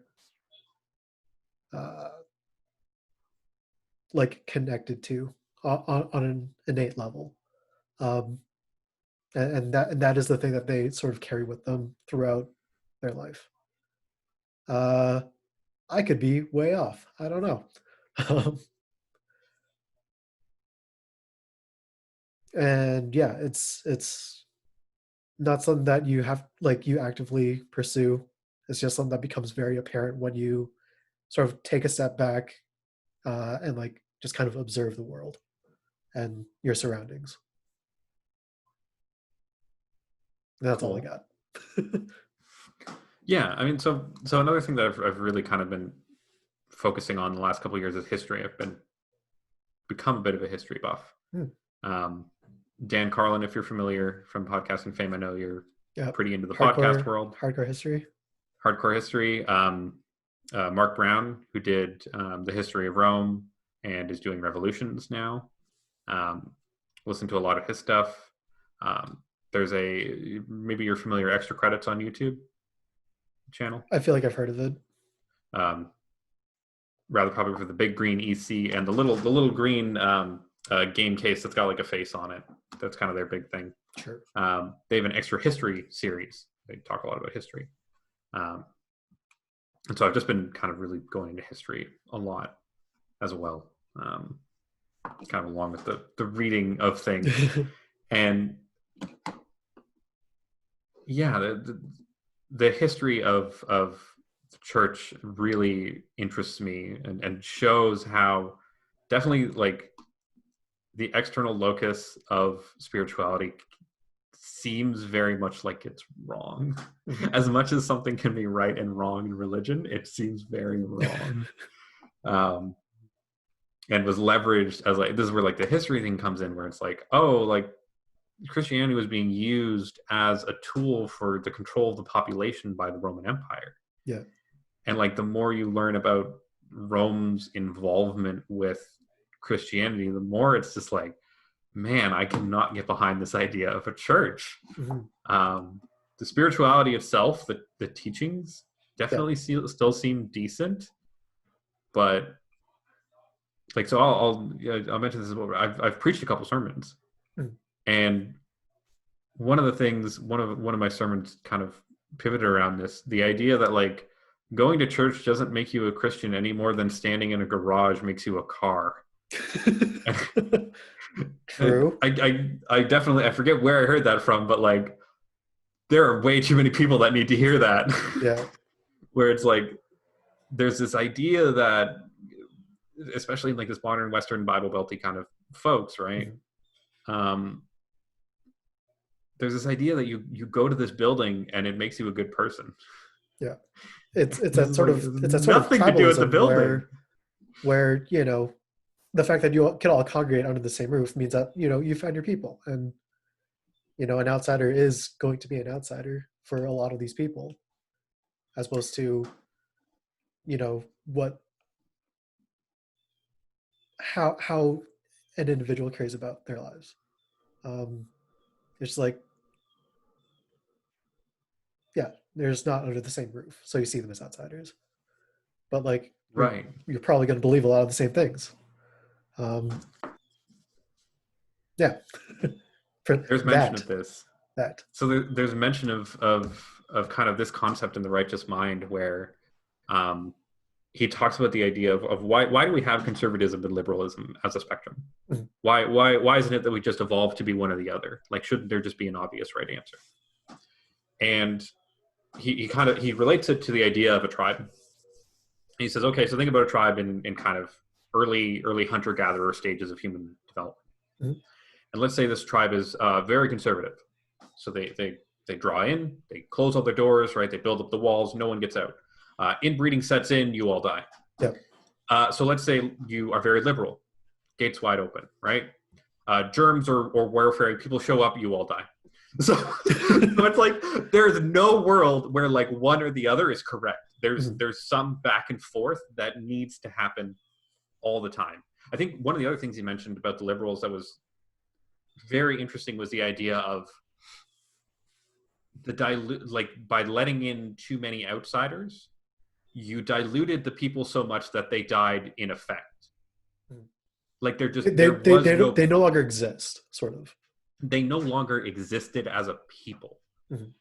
And so just a lot of these kind of analogies and ways of thinking were like what really helped me kind of think about the modern political landscape in a way that doesn't make me scream as much as a lot of other people seem to be having a hard time with it, yes. Which is why I want to recommend it, because it seems to like saved the heck out of me for like just looking at Twitter and being if you need to calm down while watching CNN, here's a recommended read. Yeah, because I definitely like I would have touted myself before this as pretty liberal. Like I've never voted for any conservative anything. Sure. But it definitely like helped me empathize with the ideas and what are because they're not my foundations, what are the conservative foundations and what are the things that conservatism is trying to protect? Mm-hmm.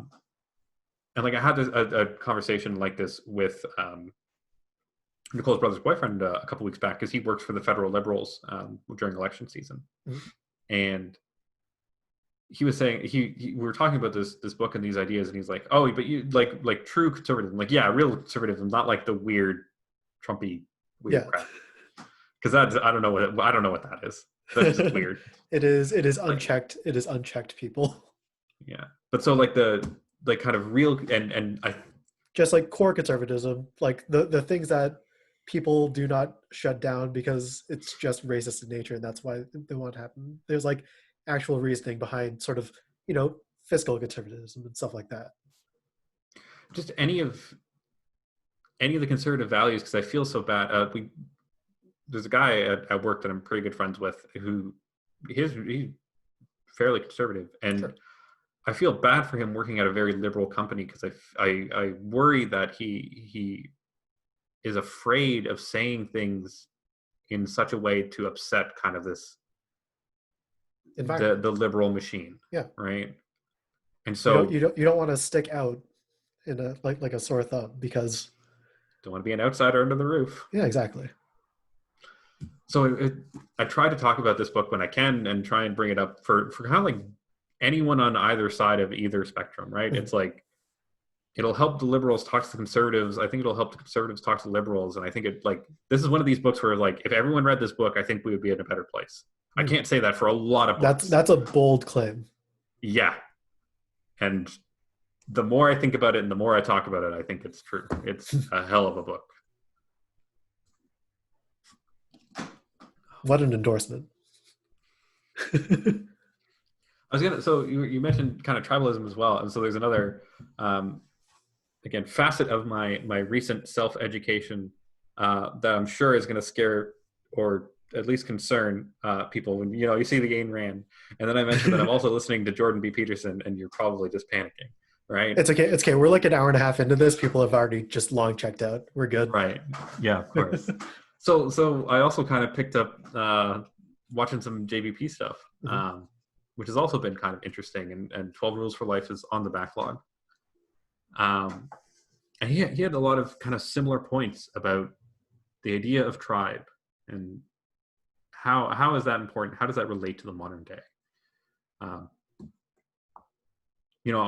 do the same sort of backpedaling I did with Ayn Rand, sure. Where I wish we could ignore the people more and just think about the ideas, because I know he's kind of gotten a whole lot of flack.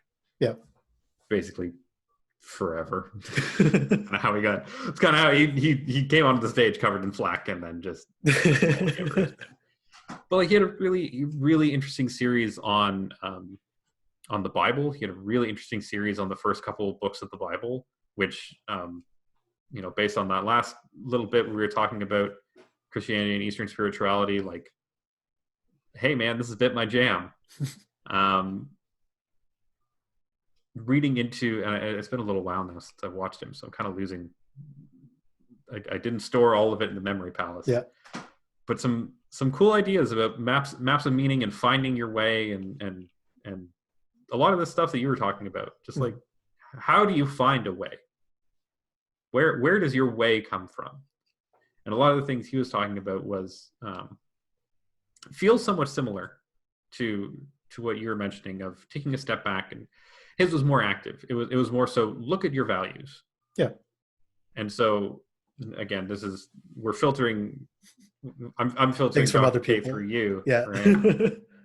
The idea of like stepping back and the way becomes apparent versus kind of actively going to discover your values and then deriving away from that. That was kind of an interesting thing. I know more. I think the more, I don't want to call it dangerous because it feels silly to call anything on the internet dangerous, but like the dangerous part of his following. Disagree. There are plenty of dangerous things on the internet.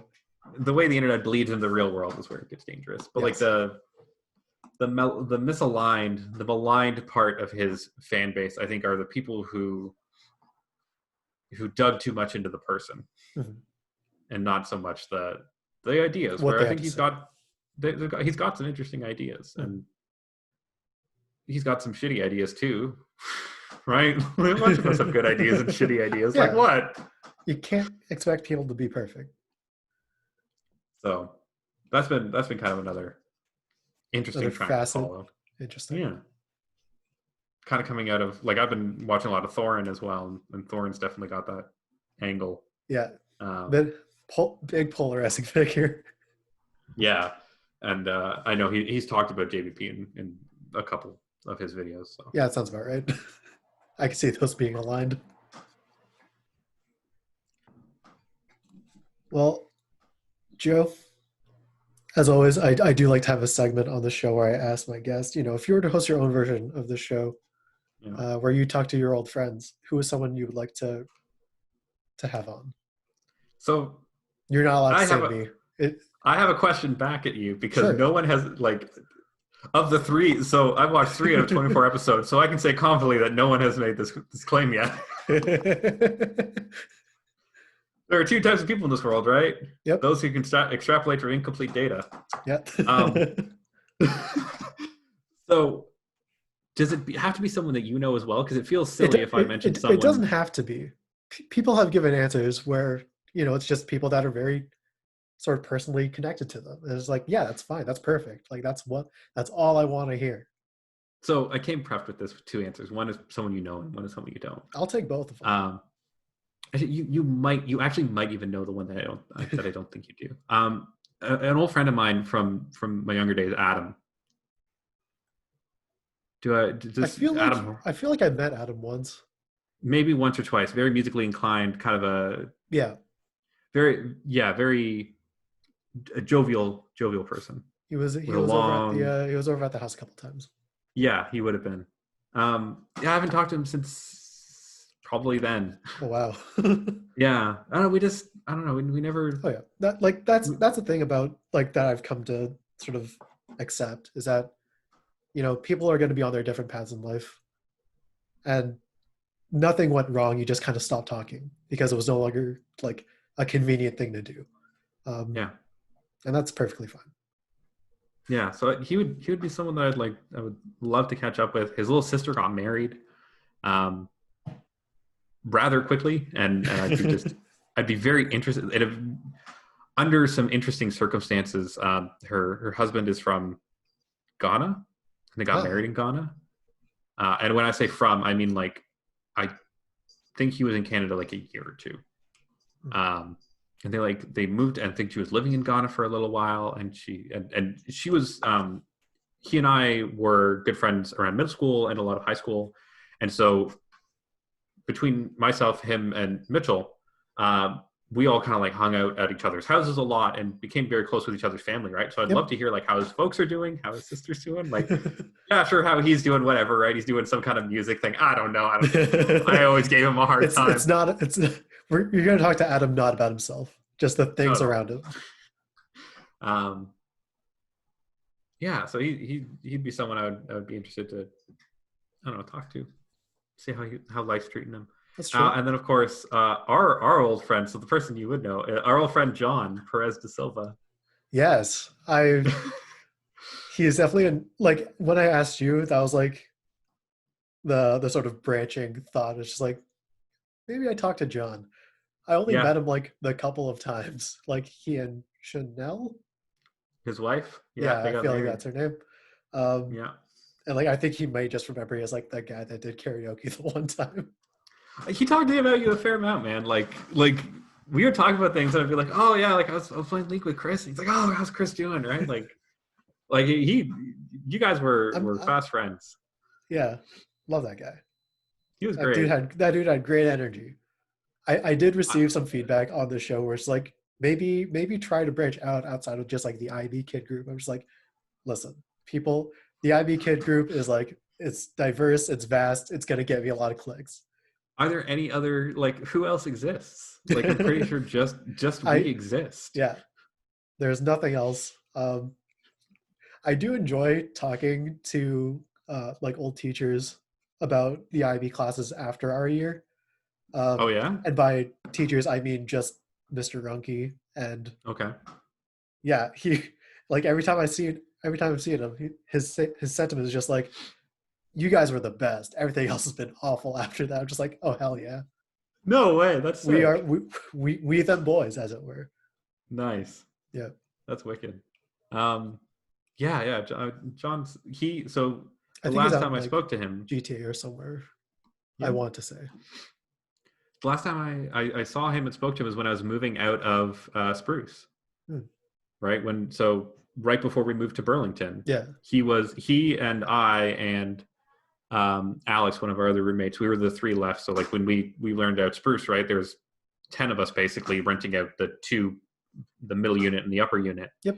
And then a bunch of us were moving out, and to help the landlord, we condensed. So John and I were still in the middle unit, and Alex was in the upper unit, and we just condensed all into the upper unit so that she could kind of clean out the middle unit, sure, get it ready for showings and stuff as a favor to her. Yeah. And so we moved up there for the last month that we were at Spruce. And Yeah, when I was moving out, he was there when I was like moving the stuff into the vehicles to drive to Burlington. And he gave me a big old bear hug, and we, his folks were there for, I think he was going to dinner with his folks or something, then he was going to go home for the weekend. So it was like a Friday or something. And he just gave me a big old bear hug, and then you never that saw was each one of other the again. that was one of the longest hugs I've had. That's It was a because we both knew, like we were both Yeah. pretty sure that, like, hey man, like you're a good dude, but like we're never we're gonna see going each our other own again. ways. Yeah. Yeah. So so maybe I can fuck that up. Surprise! It's me. Like Bet you when you do never the thought thing this where was you're gonna like, happen. oh yeah, goodbye. Yeah, see you. It's good seeing you. Shit. Every time, without fail. Yeah. So there's some folks that I wouldn't mind talking to. Excellent. I was thinking also Craig and Hugh, some of our old Yes, buddies. indeed, some of They'd our be old buddies. they'd be good folks to catch up with. There's a long list of people I need to hit up, and a lot of those All names IB kids. definitely on it. It's not so much a list as it is just like clicking on my friends list on Facebook and being like, okay, there's someone I could DM on Messenger. It's a very easy system. That is the only reason I have Facebook still. Yeah. Good God, I hate it. I want to be It's gone. a bad company, and I don't want to be using it. So goddamn convenient. One of my one of the folks who worked at Prodigy for a little while there, and then still kept up with us.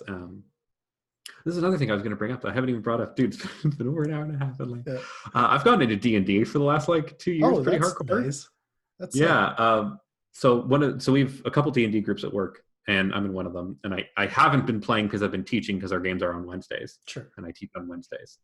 And I tried to move it, and I couldn't. I like asked the group, I'm like, would you guys who's available when? And basically, the only day that we're all available is Wednesday. That sucks. Yeah. But so one of the guys that we used to play with, he just got hired at Facebook like a couple days ago. And I was like, Thomas, no, don't do it. It's the bad side of capitalism. Yeah. Yeah. So that's something we haven't talked about. Man, I've been getting D&D. I got a lot. Like, I watched Critical Role 2 then 1 then 2 a lot. Oh, nice. Yeah. The cavalcade of just like internet videos of other people playing D&D it's so immense and comes in so many different flavors. There's the comedy, there's the serious. What else is there? I don't know. It's really there's bulky ass fucking professional wrestlers playing D&D on Twitch. Like everything you can imagine. There's a group of those people recorded playing D&D. And it's insane. It's such a versatile storytelling tool. Yeah, so that's been a thing that I've been doing as well. I've been watching a bunch of Critical Role and got myself wound up in a campaign, and then less so. Actually, we got I ended up in 2 campaigns for a little while, where it sounds like you're at least somewhat familiar with D&D. So you're familiar with the West Marches style? Yes. So one of our game QA guys was running a West Marches style campaign. And so I guess for the listeners, for anyone who doesn't know, assuming that someone's still listening, almost 2 hours in, one of the game QA started this West Marches campaign where basically you've got like a cast of players, and then every session you kind of, the session is a closed loop. So you go out and you do your adventure, and then at the end of the session, you're supposed to come back to kind of the home base so that it makes narrative sense that a different group can get together. And I think he underestimated how enthusiastically everyone would get in on this, because he ended up running like 2 or 3 sessions a week, like right away. And that's a lot of DMing. Yeah. But so I was playing a monk halfling, and I was playing with a friend of mine from work who we found out. So she's a Mennonite as well, and we found out we're related. Oh, nice. as the joke goes, if two Mennonites get divorced, are they still cousins?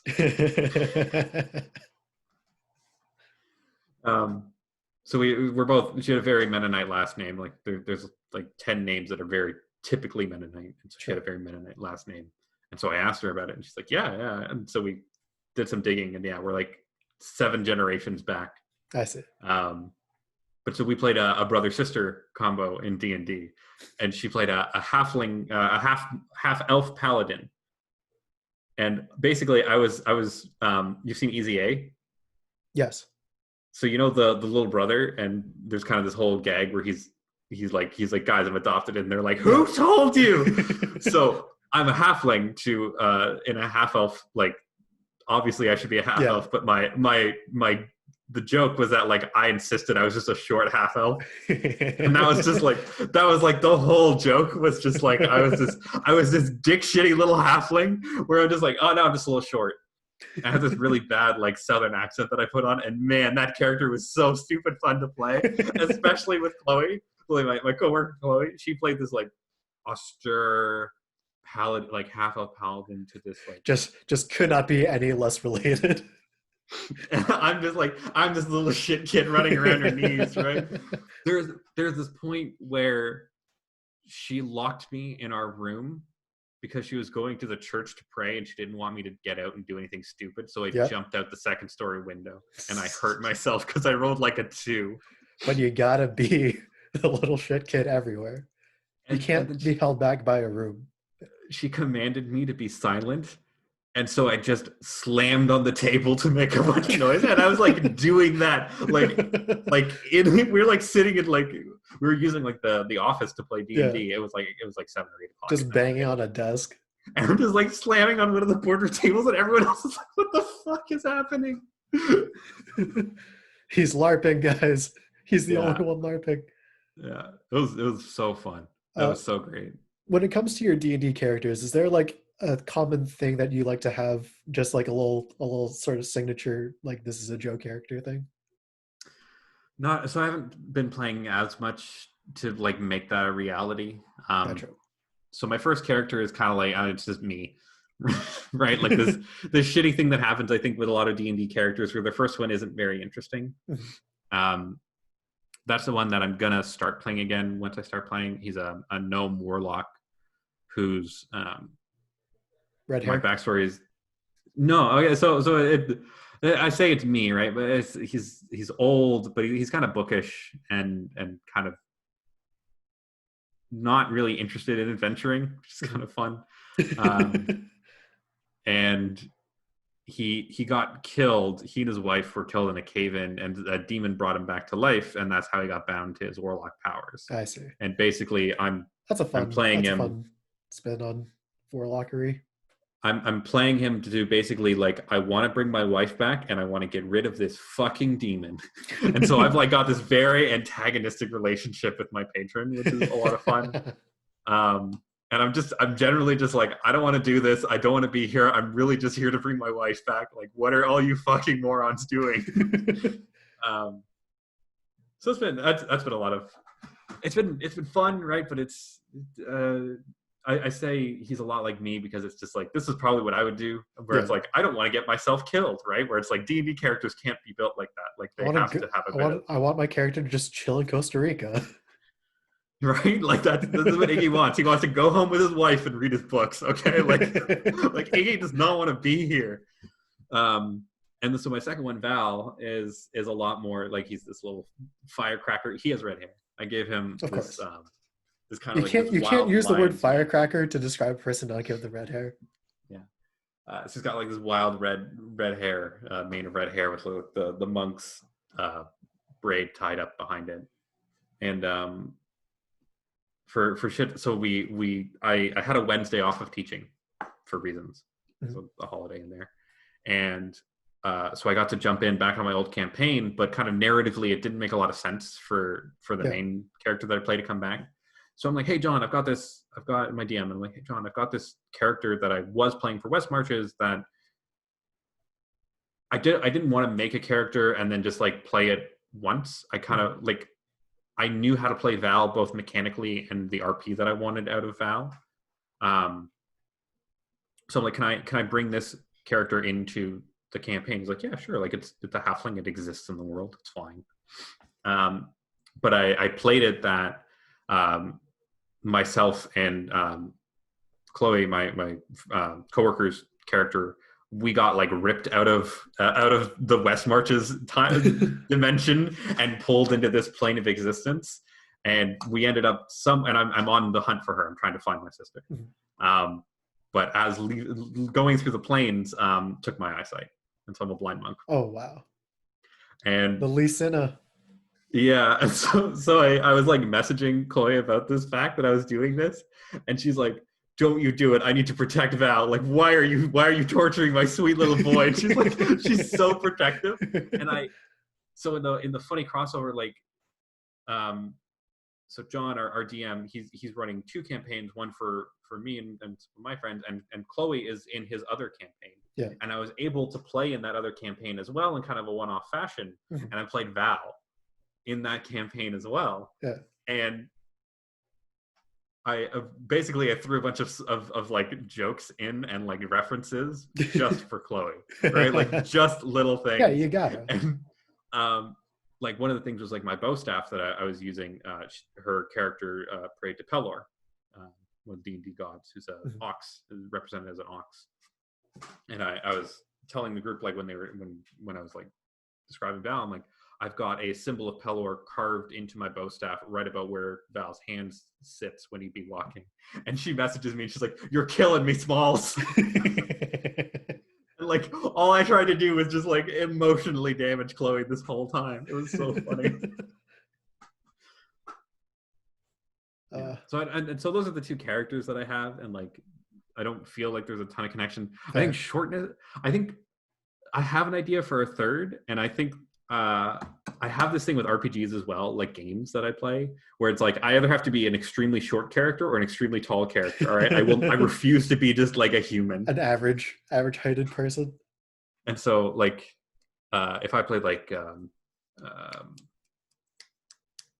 Gauntlet: The Dark Legacy, yeah, like I played that a bunch. I played the dwarf all the time, of course. I played a little bit of WoW, and I played a dwarf. Just a running theme. I refuse to be tall. But so I've got a third character in mind, and for whatever, you play D&D, so you invent characters. Yeah. And basically I want him to be a half giant bard who's Russian, and his bardic thing is to sing Rasputin by Boney M. Basically, so I can just annoy the hell out of everyone and do a bad Russian accent. Very good. And just have him be like all blustery and all talk, but he's just like, he's a bard, so he can't, like, what is he gonna do about it, right? And I'm just like imagining him having like one of these Gara like baskets on his back, but just like full of food and stuff that he can like cook for people. Yeah. He's a sweet bard name. Aww. Yeah. So I think an average height is probably my one connecting, my one thread that connects people, right. The characters. Sick.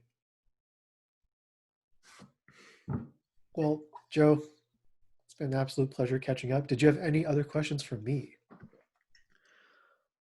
I did, actually. I had one, and I hope you're not annoyed that I'm running this into the 2-hour mark. I will probably end up splitting this up and releasing it on like a Sunday and a Wednesday, just so that people don't see a 2-hour runtime and like flee. Sure. I was thinking, so like I watched a couple of the other ones, as I mentioned. I watched 3 out of 24, and therefore I've seen all of them. Yep. So I was thinking about like what can I ask you, and especially as it relates to your idea of Dharma and this kind of newfound idea of finding a path. Mm-hmm. And so I want to ask, like, where do you see yourself in 20 years?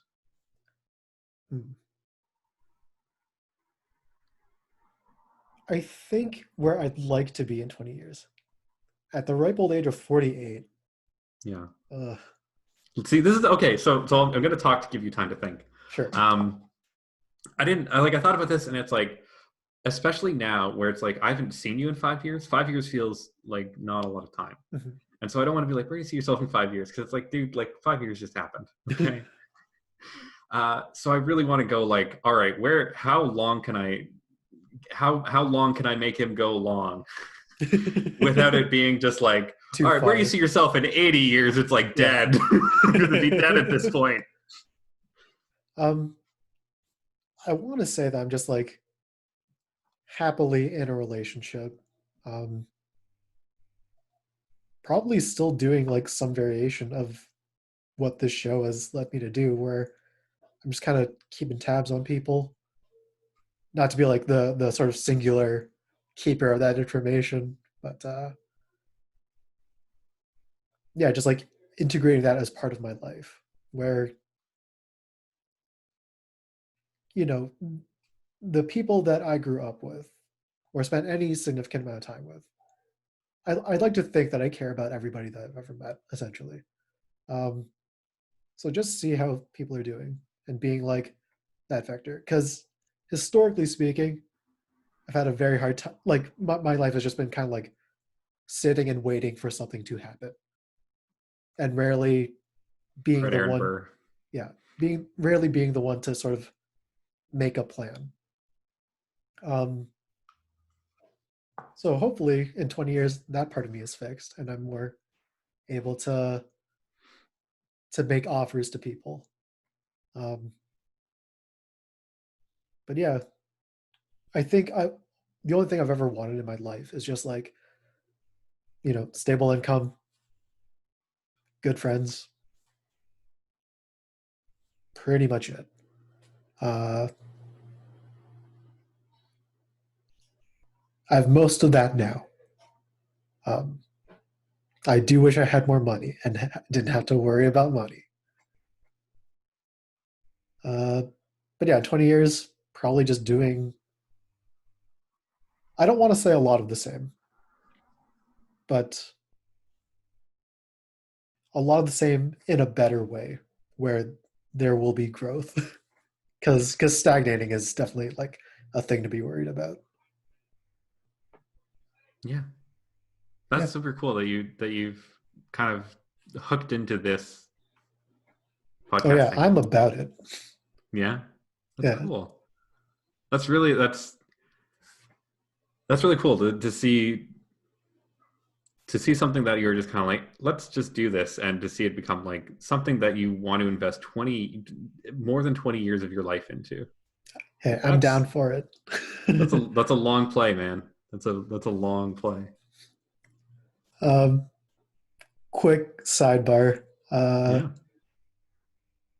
I think when I had Peter on, he said that like he couldn't imagine anybody other than me doing this, which reminded me of just like my ability to sort of blend in with a bunch of different crowds, which brings me to like the story of like my birthday when we were living together, Hmm. where I just had an open invite and everybody came to the works and just completely disjointed groups to celebrate me, but I had to make them all sit at like a singular table at a restaurant. Just like, ah, yes, yes, very good. Do you remember that at all? Now that you said it, I'm trying to think. We must have been in the back, right? Yeah, On something like like a picnic table almost yeah, just like a setup. big long Yeah, boy. like a double picnic table because like the bench was like attached to the table, I think. Yeah.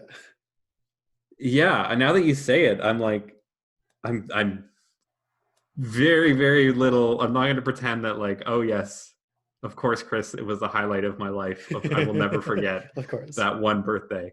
But I feel like I remember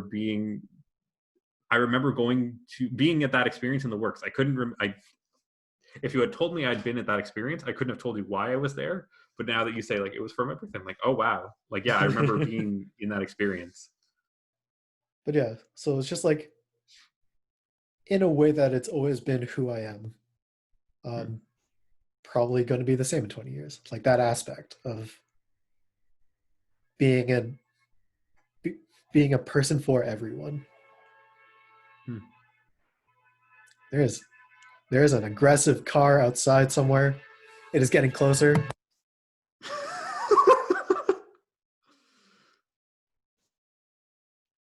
If Chris doesn't come back.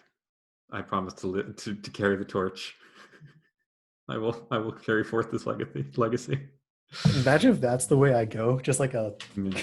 I just hear a car honking in the middle of the road, and then I'm Yeah, suddenly just not here anymore. yeah. Well, I'm expecting car coming from Oh yeah. camera right to camera left. But yeah, um, that is my answer to your question. Cool. That's so exciting to think of where this could take you. To Oh be yeah. such a through line. Especially, I do have the want that this becomes like the sort of enhanced version of the podcast where I end up just talking to celebrities that have like fallen out of the limelight. Yeah, I heard you mentioned that in one of them. That's the real dream. Yeah. And also somehow making profit off of this, even though I don't want to run ads. It's conflicting. Yeah. But Yeah.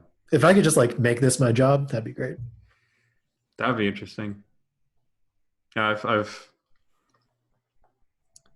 I think as a developer, it's very common for us to think about additional revenue streams. Yeah. Like there's something inherent about web development that people like. We want to spin up side projects, and I've been thinking lately about, of course, reading a whole bunch and like how can I put that together. And one of the things that some developers have been talking about is the idea of a digital garden, and your online web presence being, you treat it as a garden that you tend. So your web presence is not like a project that is completed. It is a garden, right? And you go out every day, you work on it a little bit, and you trim this part, and you're going to fail. Some things aren't going to take root, and some things are, and it's going to be pretty sometimes, and it's not going to be pretty sometimes. But it's an interesting way of thinking about an online web presence that definitely resonates with me. And so I've been thinking, kind of after I'm done teaching, because I'm going to have all this time. Yeah. What could I possibly do? And I think about the idea of a digital garden, and one of the things that I'm working towards very minorly right now is just writing book reviews for the books that I've been reading, mostly just for myself. Yep. Right. Put them up on like Goodreads or something. Well, so like, even or just like a post somewhere. Markdown files on my own site, right? Like just True. whatever I care to do. Just kind of because I think the hard part about web development is that you need a thing to build. Like you can't make a website about nothing, not like a TV show. You can't make the Seinfeld website. Yeah, it needs to be about something. And I have a hard time being like having something for it to be about. Mm-hmm. I'm interested in like exploring technologies and stuff, but it's like you need to put that around something. Yeah. You can't. To what end are you doing any of this? Yeah. And so books felt natural because I've been like obviously super into books. And so I'm like, well, maybe I can, it's a good way for me as well to kind of demarcate what books I've read and when. And like, I think about if I had done this before, it would be very interesting, I think, in a long-term sense, read the same books again and review them again. And be like, what news sticks out to me? Where do I disagree with my past self? Yeah. What kind of perspective changes have you had that colors your new review? Yeah. Thinking about like the experiment with the gorilla suit, the basketballs. Yep. You heard this experiment? Yeah. Yep. I've participated in it. I was the gorilla. Fun fact. There you go. Yeah, stuff about what presents itself to me at different times in my life. Mm-hmm. And so it's almost a bit of a journal too, right? Like it would act as a mirror to what my mind state is at, which is another one of those things that like, yeah, this meditative quality of life that you seem to be exploring. And I didn't bring it up overtly, but I've been meditating in the mornings just with Headspace, like nothing particularly like in groundbreaking depth. Yeah, but just like it's been helping me kind of calm my mind for especially like a work day. Mm-hmm. So just the idea of like a meditative experience and a meditative exercise involving reading and web development. Yeah.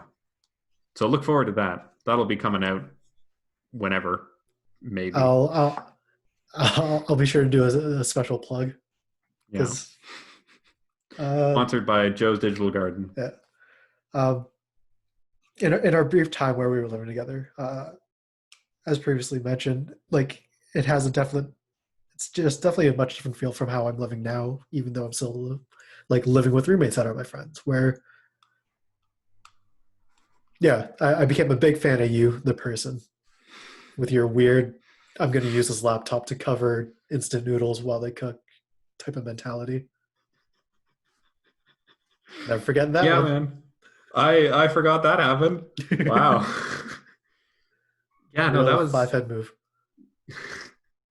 That was such like a, I don't know, like university was such an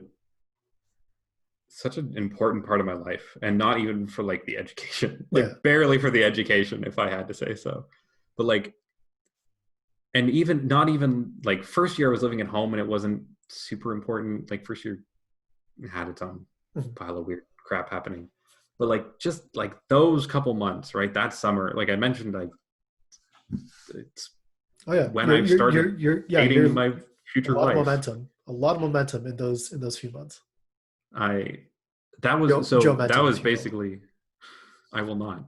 That was like when basically that was the last time I was unemployed was right before that. I've been consistently employed basically since that moment.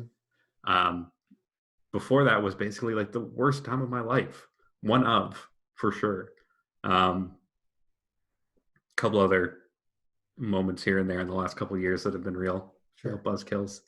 But yeah, like that was definitely, and it was such an interesting kind of rhythm we got into because of the way that our work schedules aligned, where it's like, right? So I'm sure you remember, but to anyone who's still watching this, right? Like I was kind of doing the regular, it was 8 to 4, I think, but I was doing the 9 to 5, and then Chris was working nights. So you would work nights and then sleep during the 9 to 5. I would sleep nights and work during the 9 to 5, and then we hung out during the 5 to 10.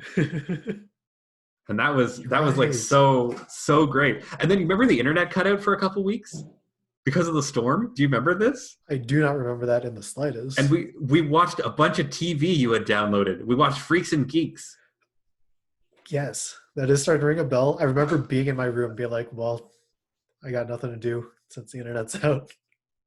Yeah, so our internet went out because of a storm, and then like a week or two later it came back because of a storm. Yes. And like I don't know how that worked, but like it came up and we were just like, what the hell happened? Just like, I don't know. Yeah. time for league. And we had that setup where it's like both of our desks were just like beside each other, but like had that dude. That was so good. Oh man. Like when I moved in to this new place with these other people. Do I know your roommates? Yeah. I assume you know Marco. Of course. Yeah. And his brother. You probably don't know, but can make a guess as to more or less what he looks like.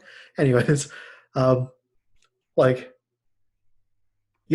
roommates definitely with a different mindset on how to be alive in 2020. But man, Marco, I miss Marco those too, days. right? He got me the internet cable I used for the LAN that I had at Neckar that you came to.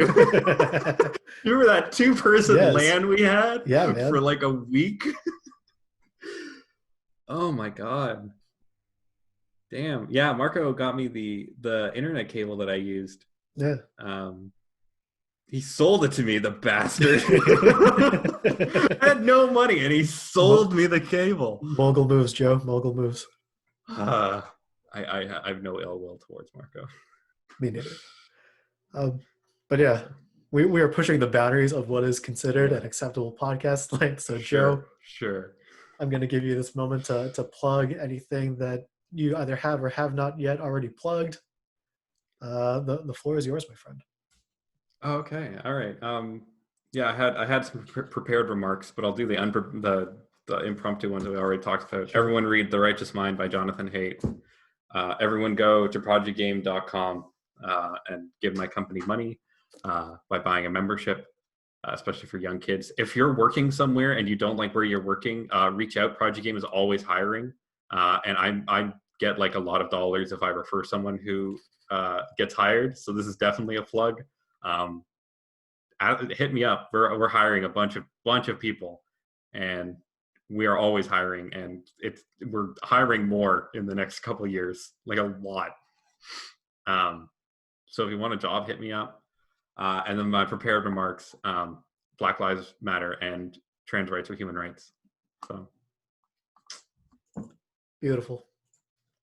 Well, Joe, once again, thank you so much for your time, yeah, man, it's and been great. enjoy the rest of this wonderful evening. It's a cool, crisp September.